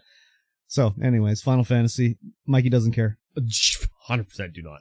Have you ever played Final Fantasy? You played 9, I played right? 10. That was good enough for me. And 9. Yeah, and 8. And 7. And 7. And then 6. you were like, I'm done with Final Fantasy with 10? Yeah, not for any reason that 10 was bad, because 10 was amazing. Yeah, it's my second favorite Final Fantasy. It's just that after that point you were just like, I was just like, there's not a lot of competition shooting people in the face with guns. Oh, okay. You need to be shooting a gun. Yeah, it's, you grow up, you don't have a lot of time to stick into a Final Fantasy game where you want 100% the entire thing, and then, what? Yeah, weird, eh? What? Yeah. So I can't relate. I haven't played an RPG in forever. Yeah, I guess so. That was back, when I was like, oh yeah, I'll play Fallout. What about 3. Dying Light 2? I guess that's kind of an RPG. But you also bash zombies in the head, first-person shooter style. So, like, Final Fantasy 15 is like, it's not like a RPG turn-based. It's like action combat. Yeah. Yeah, it's still a couple hundred hours of... It's like an anime, but in the RPG form. Seems like it'd be up your alley. It seems like it, but it's not. Need that Apex RPG. There's no Apex slides. There's no conveyor belts to put things on. What about Borderlands 3? I mean, we played it. Yeah. RPG? Kind of. Not really. What about Tiny Tina's? If you were to RPG it up, would that be the one? I think got the gun? I would totally get into Tiny Tina's Borderlands. It looks pretty fun. There was a slide in Borderlands 3 too. Yeah. It's not the same kind of slide? Damn, you're so picky with your sliding. Holy shit. I mean, Apex has done such a good job of everything except for... What if you modded it to have the satisfactory slide? The satisfactory slide? Just like... The zero physics involved slide, unless you go up a tiny little hill. Yeah, exactly. Game is now broken. Oh, damn. With that, yeah. Okay. Infinite velocity slide. Let's go. You'd love it too much. Probably. Just sliding all around. You should make your own shooter where you just slide everywhere. It's just sliding. Didn't that just come out? It's called Destiny 2, and you're ice skating around as a Titan. Oh, I love it. Speaking of things that I love, Howard Scott Warshaw is announcing a Yar's Revenge sequel decades after the original was released. I saw this and I was like, this has got Mikey T written all over. Yar's Revenge is the greatest game on the 2600. There is no better game, and you cannot convince me otherwise. You could be right. You could be right. I have the cartridge. I have the manual. I just need the box. I have the cartridge. I don't have the manual. I don't have the manual. I have the comic. Oh, the comic. Yes, nice. Yeah, that was back in the day where you'd get a game and there'd be all sorts of shit inside. Yeah, you get the backstory was in a comic. Yeah, the Yars. I need the backstory to Breakout. Yeah, that's I was like, what could a Yar's Revenge sequel be like now? I know. Well, it looks like it'll be, he says it's going to be on a number of different platforms. Not initially a 2600 game, but it's a game that could be developed on the 2600 because it was designed on the 2600, he says. The sequel? Yeah. It's a game. It's a gameplay that I've had in my head for years. In size. Yeah, and all these decades, and I've never seen this gameplay done anywhere else. Just the Yar's Revenge gameplay, no, or like his game that he's thinking of. Okay. Yeah, I don't know. Like, yeah, I enjoyed Yar's Revenge, but then like back in those days, like 2600 days, like. How old was I? Like 8 or 10? Yeah. Like, I didn't know how to play these fucking games. No. I'd get through 3 levels of Yar's Revenge and be like, I don't know what to do now. Like, Yar's Revenge was incrable, though. Yeah, a technical achievement for the 2600 for sure. Especially the rainbow shield that you can chill in the middle of the screen. How does it look so good? I know. Yeah. Crazy game. I'm interested to see what it'll be. Is it? Well, obviously, it's not going to live up to what we want. Oh, 100% not. We're gonna be like, oh, this is all it is, you know.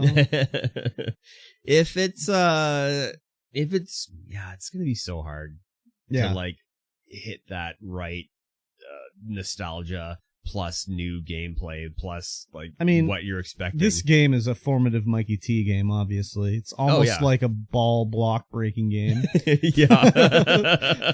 So like, yeah, obviously. But yeah, my rose-colored glasses are so thick that I can't even see through them with this game. Yeah. I haven't played it probably.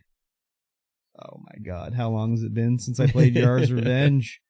like 25 years probably. Yeah. Maybe not quite that long. I probably hooked up my 26. Could I even hook up my 2600 now? No. It's to go through the RF on my TV, yeah. so I probably couldn't even play it. You'd have to get some kind of RF adapter. I still have it, so I could in theory play it, but yeah, I love this game. Yeah. Even though I didn't know what the fuck I was supposed to do. Yeah, it was a difficult game, especially if you didn't have the instructions. Well, it's like, okay, you get the game when you're a kid. It's just like, well, the box obviously goes in the garbage.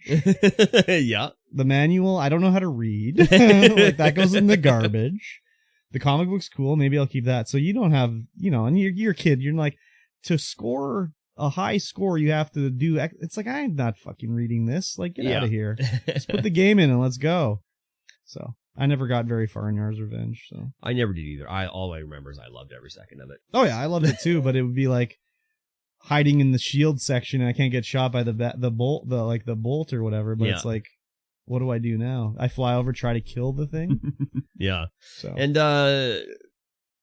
Howard Scott Warshaw was in the Angry Video Game Nerd movie. Oh really? Yeah. Was that movie worth watching? I never watched it. Oh, okay. All I know, I read a bunch of stuff or watched a bunch of stuff on it, and I don't know if it's worth watching. I would doubt it.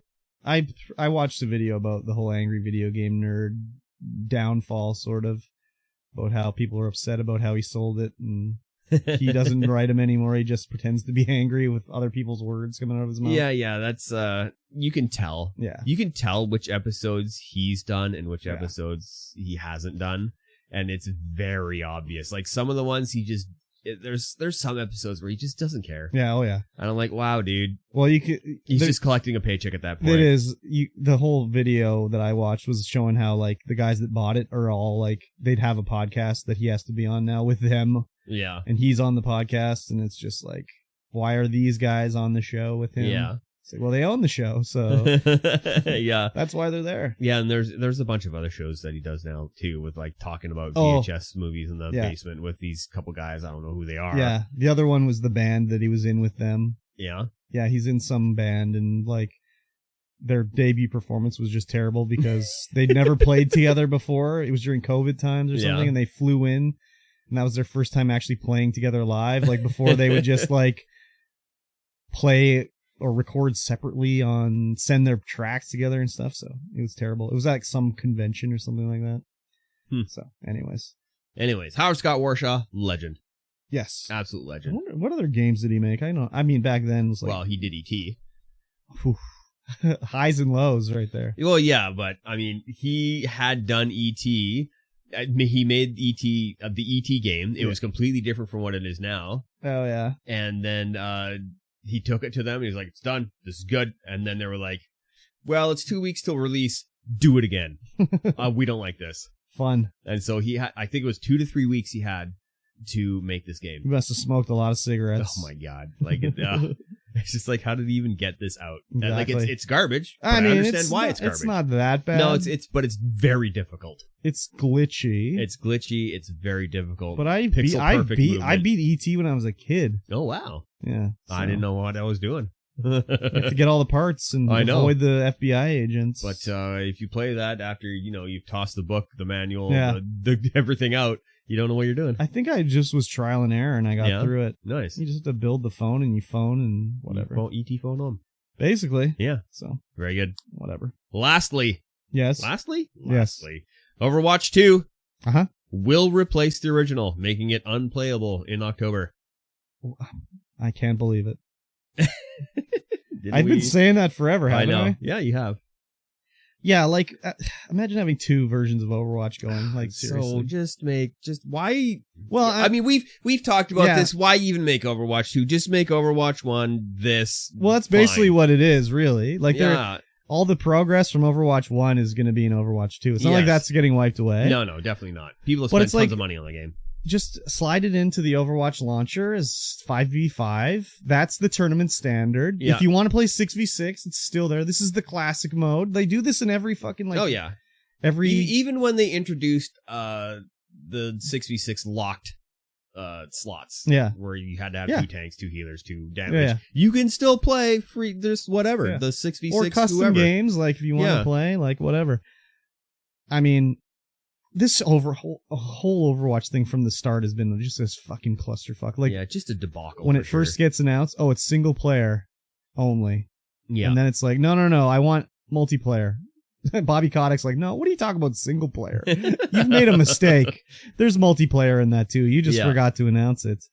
And then it's like, is there even a single player component to Overwatch 2 anymore? No. I don't think there is. is. Not that I've heard. I mean, like, was anyone asking lately. for single player Overwatch 2? 0 people out of 1,000. I think what happened initially was like Bobby Kotick was like, I want Overwatch 2. And they're like, no, we don't need Overwatch 2. He's like, no, I want Overwatch 2.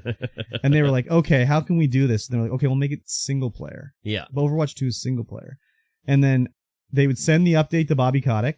And they would say, we're working on Overwatch 2. It doesn't say anything about single player or multiplayer. And then he read a headline on Kotaku about single player Overwatch 2. He's like, no. This is not what I want. I want multiplayer. Multiplayer. And then that's sort of what happened. So it's good that it's being done this way. Like, 100%. They don't need 2 games, but it's also very stupid. Yeah. Like, if the whole lead up was all stupid, like, just. Or, like, it's Overwatch Season 2. I know Overwatch has been around for, like, 8 years or whatever, but, like, this is Overwatch Season 2 now. Yeah. Or whatever. Year 2, or no. Version 2, or whatever. What do they call it in Fortnite? Season 2? Chapter 2. Chapter 2. Yeah. This is Overwatch Chapter 2, Season 1. Yeah. Yeah. Let's go. So stupid. Yeah, is it going to say Overwatch 2 in the launcher? Yeah. Like, just say Overwatch. Just say Overwatch. I think, like, Phil Spencer just needs to be like, it's called Overwatch now. Just settle down, boys. It's just Overwatch. We don't need the 2. We don't need the 2. Just call it Overwatch. Leave the 2 off. It's fine. Like, so weird. Like, imagine if it was like Apex when they brought out arenas. Be like, no, this is Apex 2. You can play Apex 1, which is Battle Royale. Now we got Apex 2. And this is the arenas mode. Come on. Like, that's seriously. Dumb. That's also very weird. Yeah, very weird. I mean, it's good that they made the smart choice to make it free to play. I mean, everyone's still like, oh my god, the game's dead. It's done for. Free to play. It's ruined. It's over. Game over, man. Isn't everyone going free to play? It's back. Game's alive again. No, I don't know. People are weird. They're also complaining about Battle Pass and stuff like that. It's like, what's that better than loot boxes? I don't know, man. Like, what's... There's still going to be loot boxes. No, I thought they're removing the loot boxes. They're removing loot boxes until they realize that the Battle Pass isn't making them enough money. Well, so it's going to be like, oh yeah, I mean, it's going to be kind of like Apex, where it's the Battle Pass and then the cosmetic shop.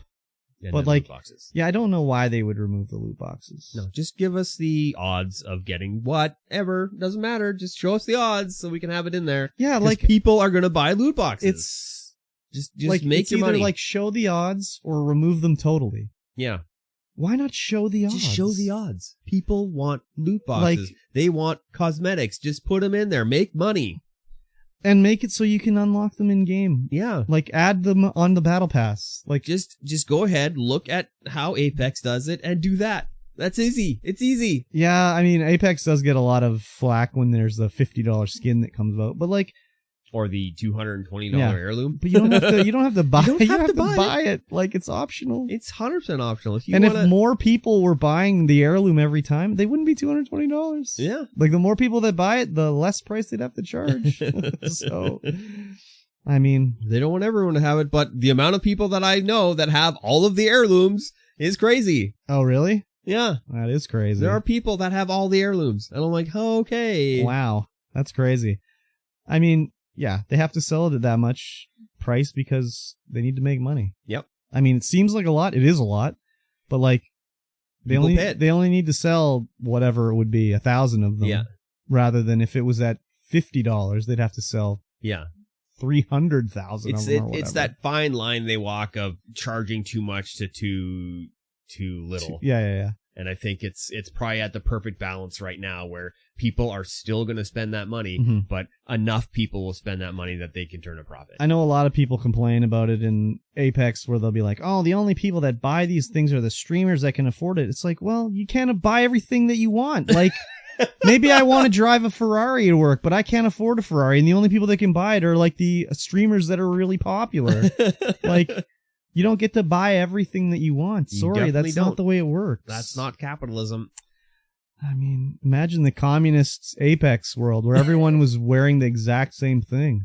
Boring. Yeah. So when I see someone with an heirloom, like, oh yeah. Or when I get to bust out my heirloom, I go, oh yeah. But like, look at this, and then I hit everyone with it. I'm like, when I see someone using an heirloom, I'm not like, oh man, that's bullshit. He bought that heirloom. I'm just like, okay, that's what he wanted to do. That's cool.